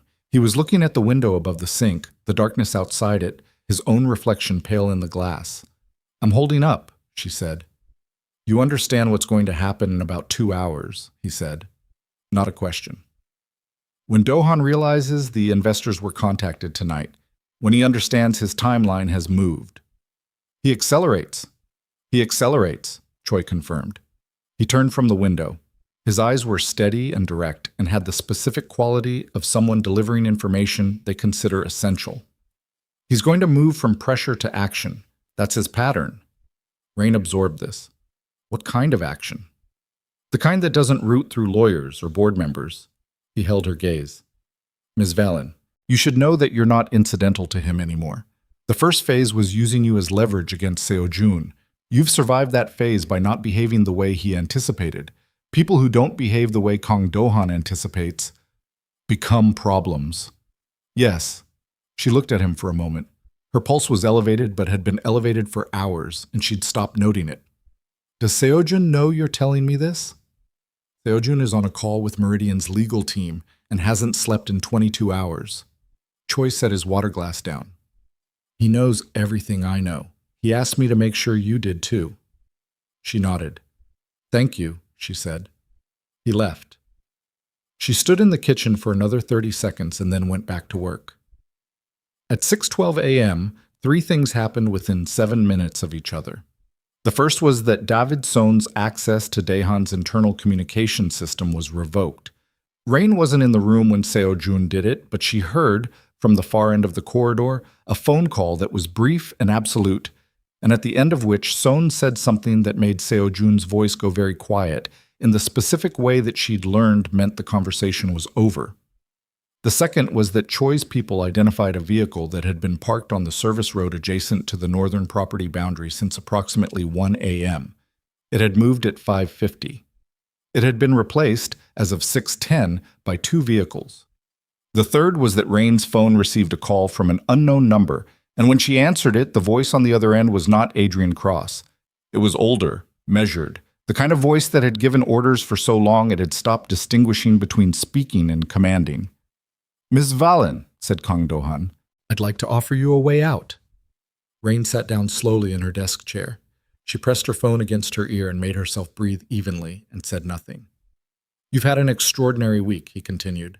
You've been placed in an untenable position through no fault of your own. I want to acknowledge that. He paused, with the particular timing of someone who had practiced this version of this conversation. I'm prepared to make the media situation disappear completely.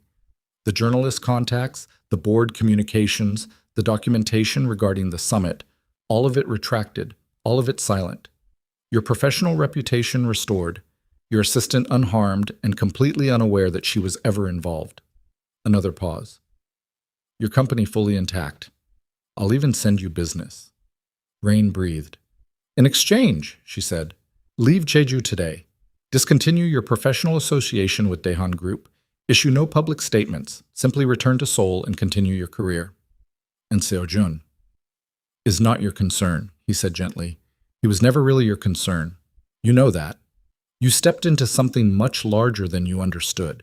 And the intelligent thing, the thing that protects the people you care about, is to step back out. Rain stared at the wall across from her desk. The rebuilt documentation, the reprinted contracts, the reconstructed timeline of 10 days that she'd spent on an island, working harder than she'd ever worked on anything in her life. She thought about Min-ji at her sister's apartment in Mapo, probably not sleeping. She thought about 47 families and a photograph of a woman in front of a house. She thought about a man who had walked across a ballroom and kissed her hand and told her he would burn the city down. She thought about a bowl of jigai at 9 p.m. and the way his thumb had moved across her knuckles and all the things she had very carefully not named. She thought about who she was. No, she said. Silence. Ms. Valen, no. She said it again, not loudly, with the particular weight of something decided rather than felt. I'm going to stay. I'm going to complete what I'm doing, and then I'm going to go home and rebuild the things that got damaged, and you're going to leave me and the people around me alone. A pause that was different from the earlier ones. Colder. That's a very brave position, Kang Do-han said. I wonder if you'll maintain it in a few hours. He ended the call. Rain sat in the chair for 3 seconds. Then she stood up, crossed the hallway, and knocked on the door of the room where Seo-jun was working. He opened it immediately. Had he been near it, or was he just always that fast? And looked at her face and said, What happened? Your father just called me personally. Every muscle in Seo-jun's face went still. He offered me an exit. I declined. She held his gaze. He told me I might not maintain that position in a few hours. You need to tell me what that means. Seo-jun stepped back from the door. She came in. The room was in the state of someone who had been working through the night. Papers, 2 laptops, 3 phones, 2 empty coffee cups. He picked up one of the phones and called Choi without preamble. The vehicle's on the service road, he said when Choi answered. Have your people move now. Don't wait. He hung up, looked at Rain. The summit guests, he said. The closing ceremony is scheduled for 9 a.m. We need to move it up. To when? Now, 7:30. We get everyone through the final session and onto their transport before... He stopped. Before what? Rain said. He looked at her with that expression she'd catalogued over 10 days. The one that emerged when he was deciding how much of a thing to show. My father has a history of escalating when his preferred outcome is denied. Escalating to what? Physical. He said it plainly. He's done it twice in 14 months. Both times on properties connected to my operations. Both times timed to create maximum disruption. He looked at her steadily. We are currently on a property connected to my operations at a moment of maximum disruption. The room's temperature didn't change. Rain's did. We have 47 guests on this property, she said. I know. Guests that I am responsible for. I know. His voice was steady.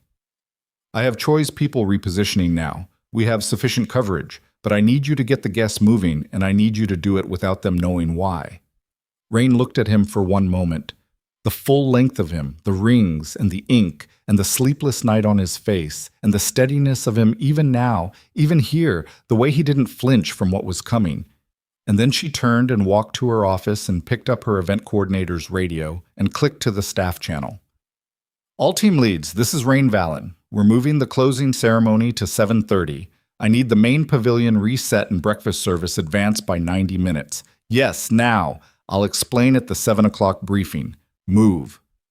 She coordinated the next 40 minutes with the practiced speed of someone who had spent a decade solving problems that couldn't be solved and solving them anyway. The staff moved. The guests were roused with professional apology and the kind of seamless efficiency that made early wake-ups feel like amenities rather than alarms. The pavilion was reset. Breakfast appeared. She was supervising the guest transport coordination from the estate's main entrance at 7:55 a.m. when Choi appeared at her left shoulder. North boundary, he said quietly. 3 vehicles moving. Rain's jaw tightened. How far? 7 minutes. She clicked her radio. Minji, then stopped. Minji wasn't here. Minji was in Mapo. She switched channels. Zhang, how many guests still need transport? 9, Ms. Valen. 3 vehicles in queue. Move them now. Don't wait for the formal send-off. But the protocol is what I say it is. Move them. She was watching the last vehicle pull away from the estate entrance when she heard it. Not an explosion, not the cinematic crash of something dramatic, but the sound of tires on gravel from the northern service road, urgent and wrong, and then Choi's voice on his own radio in rapid clipped Korean that she understood well enough to know he was telling his people to hold positions and wait for his signal. Seojun appeared at her side. He'd changed. Still black, but different clothes, and there was something in the way he was standing that was different from every other version of him she'd seen. No performance of any kind. No CEO, no careful guardian, no man deciding what to show her. Just entirely, completely himself. Last guest is moving, she said. I know. The staff, I've asked them to stay in the main building. 3 vehicles came around the northern corner of the estate drive and stopped 40 meters from the entrance. The doors opened. 5 men, then a 6th from the rear vehicle, who moved differently from the others. Slower, central, the way people move when they're accustomed to other people moving around them. Kang Do-han was shorter than she'd expected from a man who had cast such an enormous shadow over the last 10 days. 70s, still carrying himself with the specific authority of someone who had never encountered a room that didn't eventually arrange itself around him. He wore a dark coat and walked toward the estate entrance with his hands in his pockets and his eyes already fixed on Seojun. He didn't look at Rain at all, which told her something. Seojun took 3 steps forward, not toward his father, parallel to Rain, slightly ahead of her, putting himself between her and the approaching men with a movement so minimal and automatic she almost missed it. Father, Seojun said. His voice was completely level. You look tired, Kang Do-han said. He stopped 10 meters out. His eyes moved from Seojun to the estate entrance and back. Did your guests get away safely?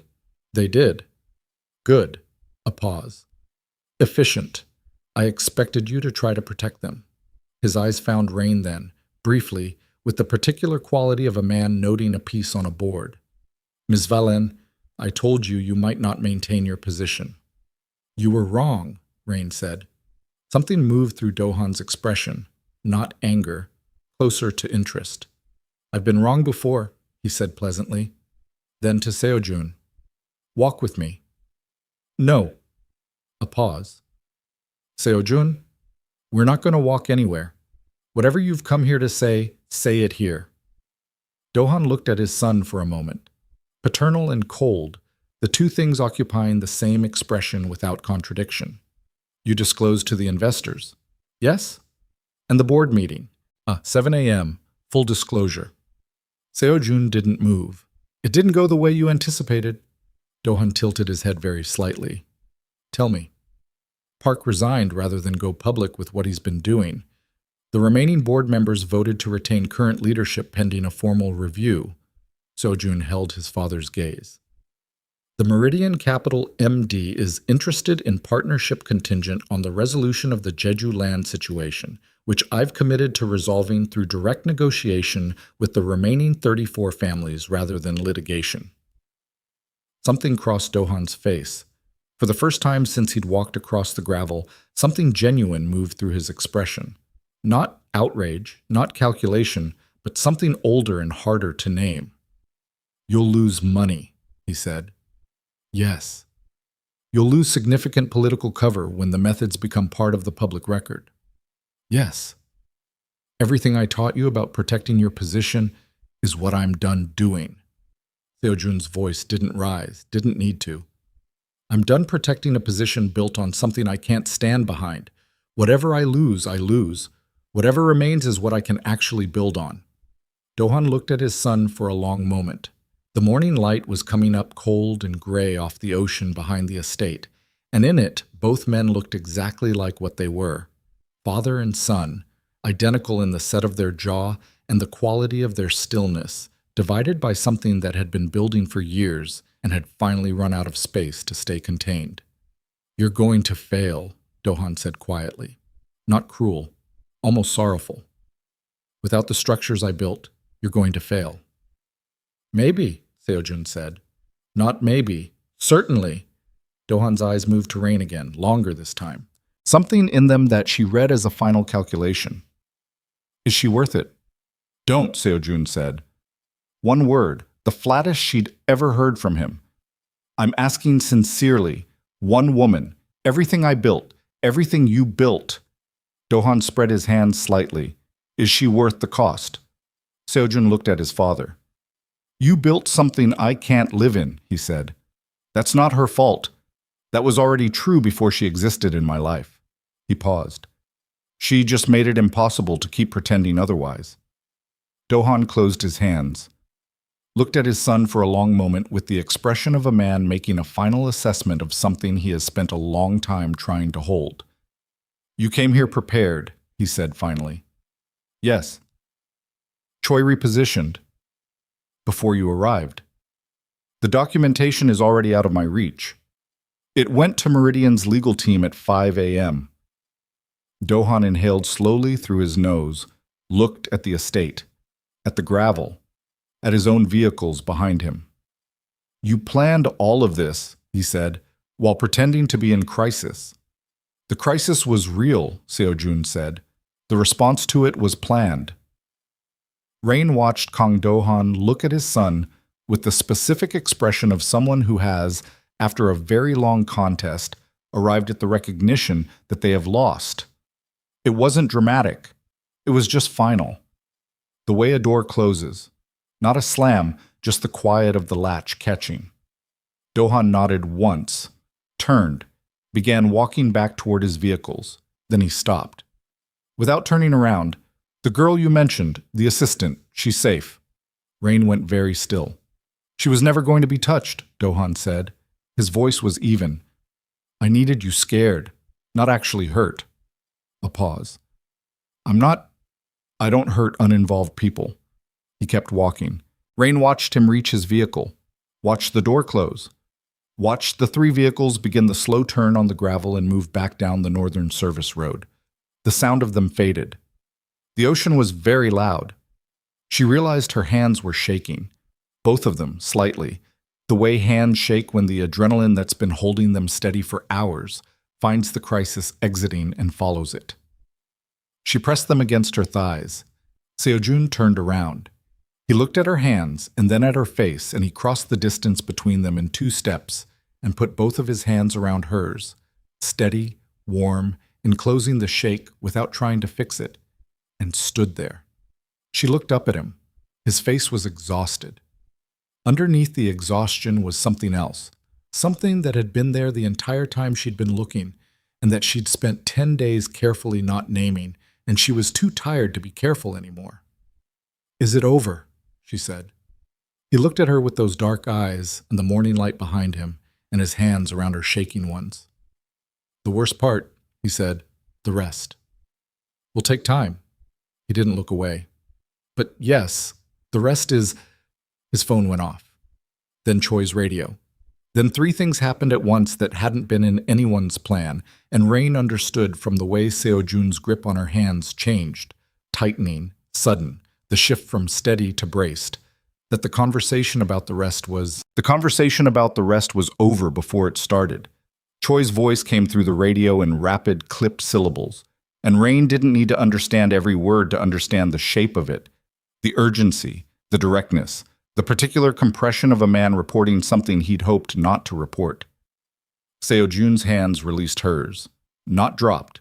Released, deliberate, the way you set something down carefully when you know you're about to need both hands for something else.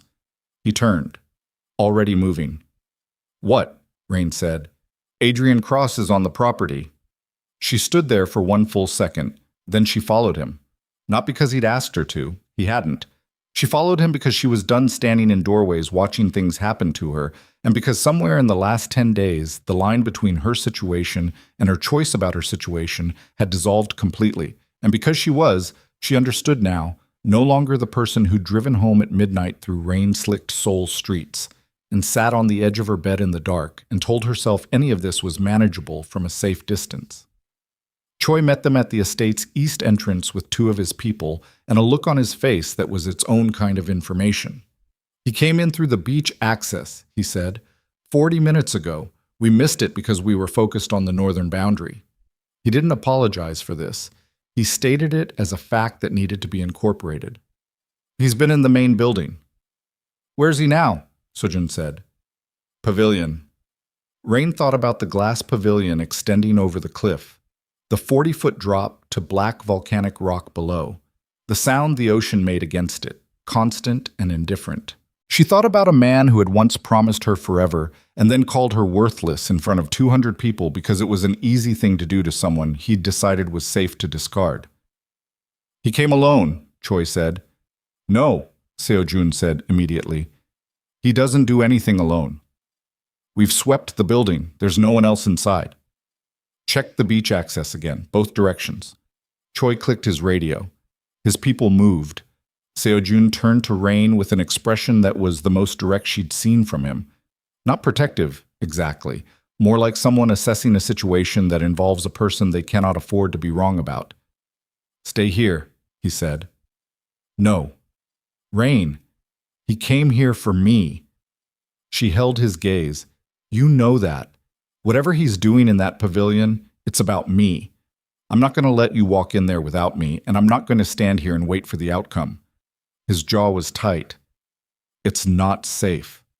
Nothing has been safe for 10 days. She looked at him steadily. "I'm still standing."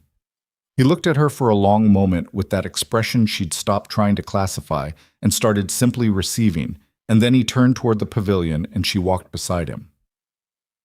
The glass pavilion in early morning looked nothing like it had during the summit dinner. The candles were gone. The carefully composed table arrangements were dismantled, surfaces bare, chairs stacked against the walls. Without the orchestration, it was just glass and steel and the enormous fact of the ocean beyond it, and Adrian Cross standing at the far end near the railing that separated the deck from the cliff drop, looking smaller against all that gray light than he'd ever looked in a ballroom. He was wearing yesterday's clothes, He hadn't slept. Rain could see it from across the room. The particular disarray of a man who'd been running on something other than rest for long enough that his body was showing it in his posture, his eyes, the way he was standing with one hand on the railing like he needed it. He saw them both. His eyes went to Rain first, then to Seo Jun, then back to Rain. "You're still here," he said. His voice was flat. "I live here for the week," Rain said. She kept her voice even. "You're trespassing." Something moved across his face, not the calculated performance she was used to from him, the social aggression, the crowd playing. Something raw.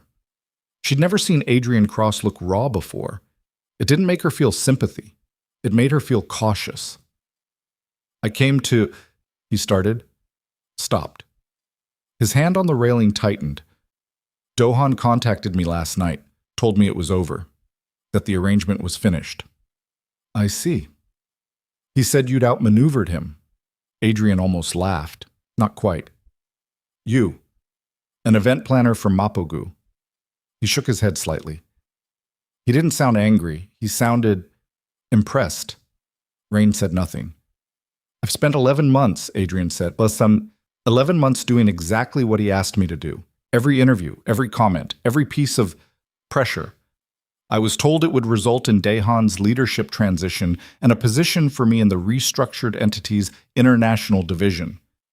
His eyes were on Rain's face. "I was told you were collateral, that you wouldn't be seriously damaged, that it was just noise." "You knew it was damaging me," Rain said. "I knew it wasn't nothing." He released the railing, stood more fully upright, which somehow made him look worse. The posture of someone trying to reclaim something they'd already given away. "I told myself it was proportionate, that you'd survive it, that you'd find another way." "Because that's who I am," Rain said quietly.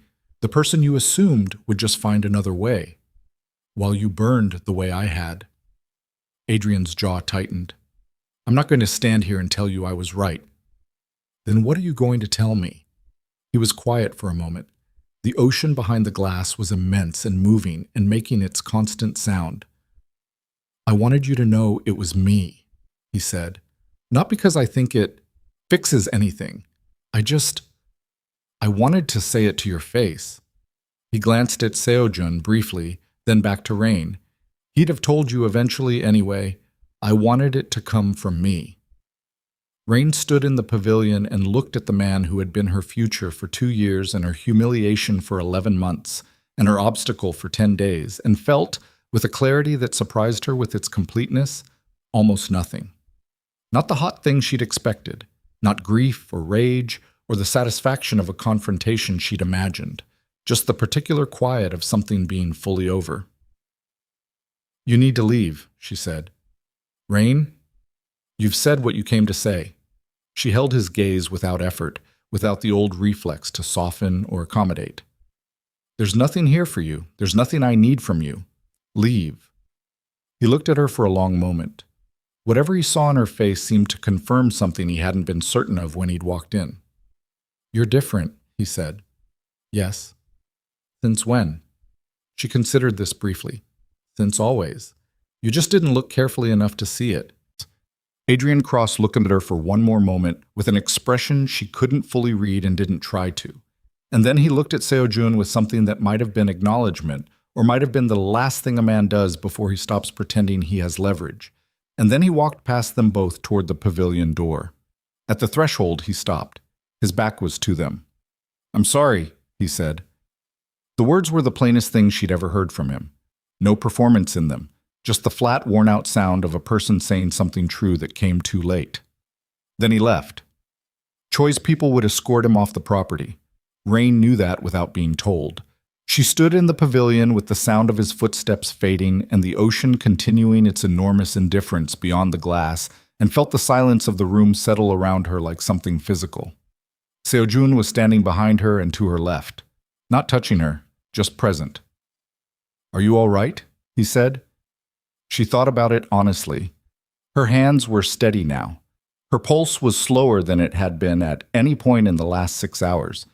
She was standing in an empty glass pavilion on a Jeju cliff with 10 days of damage behind her and a future that looked nothing like the one she'd expected when she'd boarded a jet with a signed contract and a professional calculation, and she examined it carefully.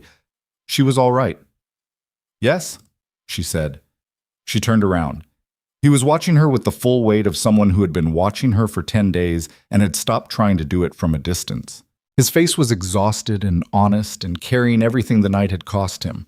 And in the gray morning light, she could see all of it without the careful management he'd maintained for most of their time together.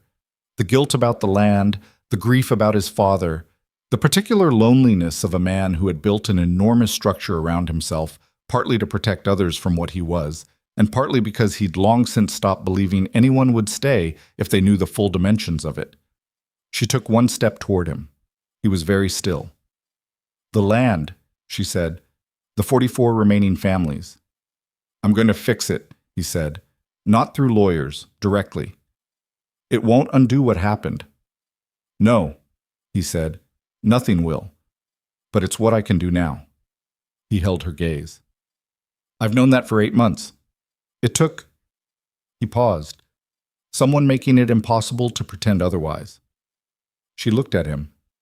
"You said that to your father. About me." "Yes." "That I made it impossible to keep pretending."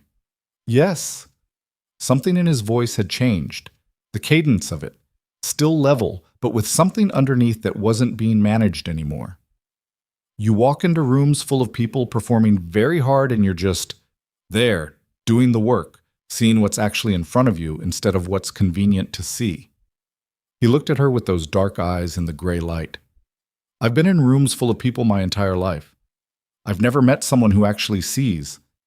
Rain felt something move through her chest that she'd been keeping very carefully still for 10 days. "Seo-jun," she said. "I know," he said immediately. "I know the timing is— everything that's happened this week is not— I'm not talking about timing." He went quiet. She crossed the remaining distance between them and put her hand against the side of his face. Rough jaw, the specific warmth of skin after a sleepless night, and felt him go entirely still beneath her palm, the way something does when it's been braced for impact for so long that stillness feels like its own kind of shock. His eyes closed for 1 second. Just one. Then they opened and he looked at her from a distance of 8 inches with an expression that had no management left in it at all. She kissed him. Not the desperate kind, not the performance of relief, just her and him and the weight of 10 days and the gray light and the ocean and his hands coming up to hold her face with a gentleness that was so at odds with everything else he was that it pulled something loose in the center of her chest that she hadn't known was tightly wound. He kissed her back like she was the first thing in a long time that he'd let himself have without calculating the cost. They stood like that for a while. When she pulled back, his hands stayed where they were, cradling her face, and he looked at her with a directness that she'd learned by now was the truest version of him, the one that didn't bother with indirection because it had spent too many years watching. Indirection cost things that couldn't be recovered. "This is going to be complicated," he said. "Everything worth having is complicated. I mean, specifically," he paused, "there's going to be a significant period of legal exposure and board review and restructuring, and I know what complicated means." She looked at him steadily. "I planned a summit in 11 days from scratch during an active corporate warfare situation. I think I can manage complicated." Something moved across his face. That brief, complete change. The one that made him look like a person instead of a warning. It lasted longer this time. "Yes," he said. "You probably can." She stepped back. He let her go. They both stood in the pavilion with the ocean behind them, and the morning properly arrived now, the gray lifting into something with actual color in it, pale gold at the edges of the clouds, where the sun was working its way through. "I need to go home," she said. "I know. I have a company to rebuild." "I know." He lowered his hands. "I'll have the board's formal statement issued this afternoon, acknowledging the summit's success and attributing it publicly to Valen events. It won't fix everything. Nothing fixes everything immediately." She picked up the event coordinator's radio she'd set down on a chair sometime in the last hour. It's a start. They left the pavilion together and crossed the estate in the early morning air. Choi met them near the entrance with the information that Adrian's vehicle had cleared the service road and that the northern boundary was clean and that the two cars on the access road had moved on sometime after Do-han's vehicles left, as if whatever signal they'd been waiting for had quietly arrived and resolved. Rain called Minji from the estate's kitchen while Seo-jun was in the security room completing the debrief with Choi. Minji answered on the first ring, which meant she hadn't slept either. "Are you okay?" she said immediately, before Rain could speak. "I'm okay." Rain sat at the kitchen table, the same table where she'd stood the night before at 4:45 in the morning needing somewhere warm to stand. "How are you?"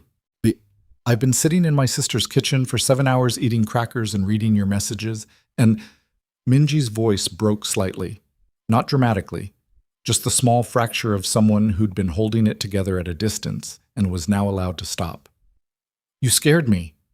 "I know, I'm sorry." "What happened? What actually—" "I'll tell you everything when I'm back. All of it."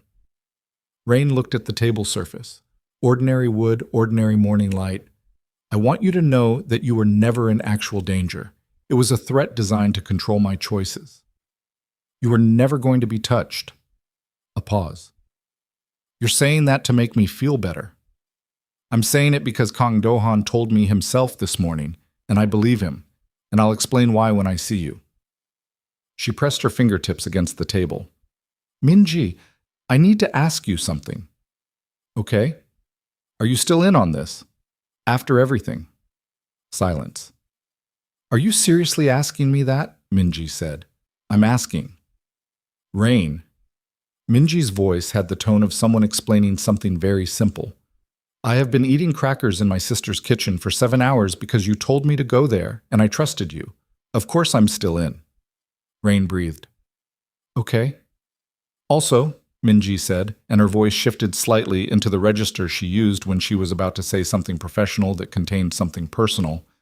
"I received 3 calls this morning from clients who'd postponed. They want to reschedule." Rain looked at the kitchen window. The morning light was fully gold now, the clouds broken, the sky doing something clean and new over the ocean. "Which ones?" 2 of the original 7, and 1 new inquiry, Meridian Asia Capital's Seoul office. They said they were referred by a summit contact. A pause. "Rain, Meridian." "I know," Rain said. "That's not a client you chase. That's a client that changes everything. I know." She stood up. "Call them back. Tell them I'm available at the end of next week. I'll need a few days first." "For what?" She thought about it. "For breathing," she said. She flew back to Seoul on a commercial flight, not the Daehan jet. She'd been offered it. She'd declined, not dramatically, just she needed the ordinary version of the trip back. The queue at the gate, the overhead bin, the seat that was not configured for 6 passengers, the view of the island from the window as the plane climbed and turned north, and Jeju became a green and black shape in gray water, and then disappeared into cloud. She sat with her hands in her lap and did not open her laptop for the first time in 10 days. She looked at her own hands, the left one, specifically, the knuckles. She pressed her right thumb across them gently, once, the way she'd felt it done in a ballroom that seemed like a very long time ago, and a very different version of herself ago, and she sat with the memory of it, and what had happened since, and what she understood now that she hadn't understood then. She understood that she'd spent years building her professional life into something so contained and competent and controlled that she'd confused the container for the content. That the reason Adrian's assessment of her had landed so hard, worthless where it counts, was not because she'd believed it fully, but because she'd been operating as if avoiding his version of her was the same as knowing her own. That the version of herself she'd been protecting was smaller than the version of herself she actually was. That it had taken 10 days of having every careful structure stripped away, professionally, personally, physically, to find out what was underneath it. What was underneath it had stayed standing. That was, she thought, looking out at cloud cover from 30,000 feet, enough. The board's formal statement came out at 2 p.m. while Rain was in a taxi from Gimpo Airport to her apartment. She read it on her phone. It was 4 paragraphs. The first paragraph described the Jeju Summit's outcomes in specific and favorable terms. The second paragraph attributed the event's execution to Valen Events and named her directly as creative director. The third paragraph acknowledged Daehan Group's historical land acquisition on Jeju and committed to direct reparative negotiation with the 44 remaining affected families, with a timeline and a named oversight committee. The fourth paragraph was a statement from the chairman, new chairman, the name unfamiliar to her, which meant the board had moved faster than she'd expected during the 7 a.m. meeting, confirming Kang Seojun's continuation as CEO. She read it twice. Then she sent it to Minji with no comment. Minji sent back 3 words, "I see you." Rain looked at them for a moment. Then she put her phone in her pocket and watched Seoul reassemble itself outside the taxi window. The density of it, the noise, the particular gray and neon texture of a city that never entirely decided between old and new, and had simply made something specifically itself out of the indecision.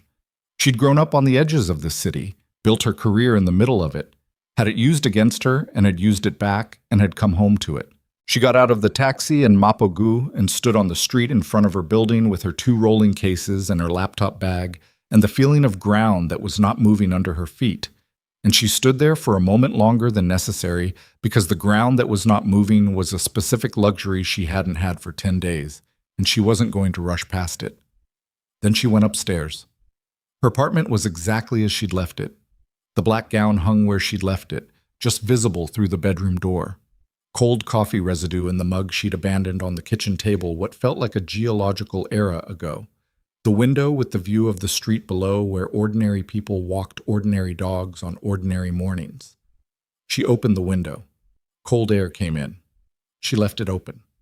She showered, changed, made coffee that she actually drank, sat at her kitchen table with the window open and the street noise coming through, and didn't do anything for 45 minutes except sit in her own apartment and let it be an apartment and let herself be a person in it without a crisis to manage or an event to execute or a tactical problem to solve. She thought about things. She thought about the 14 families who'd accepted settlements 2 years ago and the 30 remaining ones who hadn't, and what it would mean to those 30 families when a formal negotiation process began. Not what it would erase, because some things don't get erased, but what it might constitute. An acknowledgement, a material change, the difference between damage that happened and was covered and damage that happened and was at least, eventually, looked at directly. She thought about Kang Do-han walking back to his vehicles on gravel in the morning light, and the thing he'd said about Minji never having been in real danger, and what that told her about the line he still maintained internally between pressure and harm, and whether that line meant anything and what it didn't mean. She didn't arrive at any conclusion she fully trusted. She accepted that. She thought about David Sohn, who by now had been formally terminated, and would spend the next months learning what it cost to bet on the wrong version of an outcome. She felt something about that which was not sympathy and not satisfaction, just the neutral acknowledgement of consequence. She thought about Adrian Cross and the word sorry said plainly in an empty glass room. She didn't know what to do with it. She set it down and left it there. It wasn't her job to decide what it meant to him. What it meant to her was simpler. It was over, fully, completely, with all the things she'd needed said and received, not in the form she'd imagined, but in a form she could close. The worthless thing. She sat with that specifically. The word he'd thrown in a ballroom and that she'd carried for 11 months in the place where older wounds already lived. She examined it now with the particular attention of someone who has recently discovered the difference between a word that diminishes you and a word that just says something about the person who said it. She'd built 500-person galas from nothing. She'd kept 47 guests safe during a property incursion without any of them knowing they'd been at risk. She'd held 3 journalists for 18 hours on the basis of a phone call and a promise. She'd looked at Kang Do-han across a gravel drive and said no. Not worthless, just unseen. And she'd been complicit in that too, she understood. The years of careful invisibility, the professional precision that erased the person behind it, the relationship she'd maintained with a man who required her to be smaller than she was. No more of that. The knock at her door came at 5 p.m. She knew before she opened it. She didn't know why she knew. Some quality of the knock or something in the air pressure of the afternoon, or just the fact that she was who she was and the day had been what it had been, and some things arrive when they're supposed to. Seojun was in the hall. No black suit, no silver rings, dark jeans, a gray coat, the collar open. He looked like a man who had also, at some point in the last several hours, gone somewhere and changed his clothes and stood in a space that was his own and let himself be in it. The authority was still there, the stillness, the quality of a person who takes up the exact amount of space they need and not more.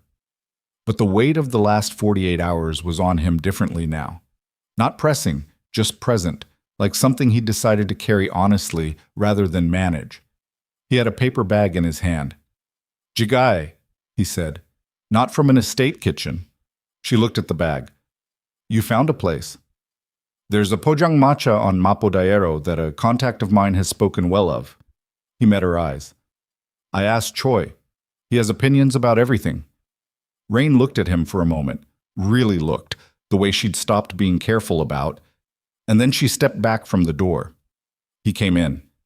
She got bowls. He unpacked the bag. 2 containers of doenjang jigai, still warm, rice, small banchan in plastic containers. The particular accumulation of someone who had thought about what another person might need rather than what was available. They sat at her kitchen table, the same table where she'd had cold coffee and 7 postponed calls what felt like another lifetime ago, with the window still open and the street noise and the early evening light going gold through the glass. They ate. For a while neither of them said anything, and the silence had the quality of something earned. Not empty, not avoiding, just 2 people who had run out of things that needed to be performed and found what was left was enough. "The family's on Jeju," Rain said, when the bowls were mostly empty. "I flew a mediator out this afternoon. We'll begin formal contact this week." "It's going to be slow." "Yes." "And the board review?" 6 weeks, approximately. Choi will be formalized as Chief Security Officer, which removes the vulnerability that let Son operate for as long as he did. He held his chopsticks loosely. "The Incheon contract renewal is in jeopardy. I've prepared for that." "And your father?" Seojun was quiet for a moment. He looked at his bowl. "He'll contest the board's decision. His connections are still real. The process will be—" He paused. "Long. But survivable." He looked up. "Yes, survivable." Rain looked at him across the kitchen table, at the gray coat and the open collar, and the man inside, all the things she'd learned about him. The darkness in his past, and the deliberateness of his present, and the very specific way he'd stood in a lot of difficult rooms this week, and chosen not to leave. "Seojun," she said. He looked at her and waited with his entire body. "I'm going to need you," she said carefully, "to operate at a distance from my company, professionally. I can't have Valen events associated with Daehan Group in any ongoing way while the review is running. It would give anyone who wants to re-damage my reputation too easy an angle." He nodded immediately. "I know. I'll have Daehan's statement structured to emphasize the concluded single contract nature of the relationship. Publicly, we're not anything yet." She held his gaze. "I need you to understand what that means for the next few months." "I do." "Privately?" She paused. "Privately," he said. "I'll eat jigai at your kitchen table whenever you'll let me." She looked at him. "I'm not going anywhere," he said. Not a promise delivered to impress, just the plain statement of a person who has decided something and said it because it was true. "I understand what slow looks like. I understand what complicated looks like." His eyes were direct and dark and entirely without performance. "I'm not cross-referencing this against a timeline." Rain breathed. Outside the window, Seoul moved through its evening in the way it always had. The particular density of a city that contains everything at once, the beautiful and the damaged and the ordinary and the extraordinary, all of it happening simultaneously without apology. She had grown up in this city, had been diminished in it and had diminished herself in it, and had been, in the last 10 days, rebuilt in it into something that recognized its own outline more clearly.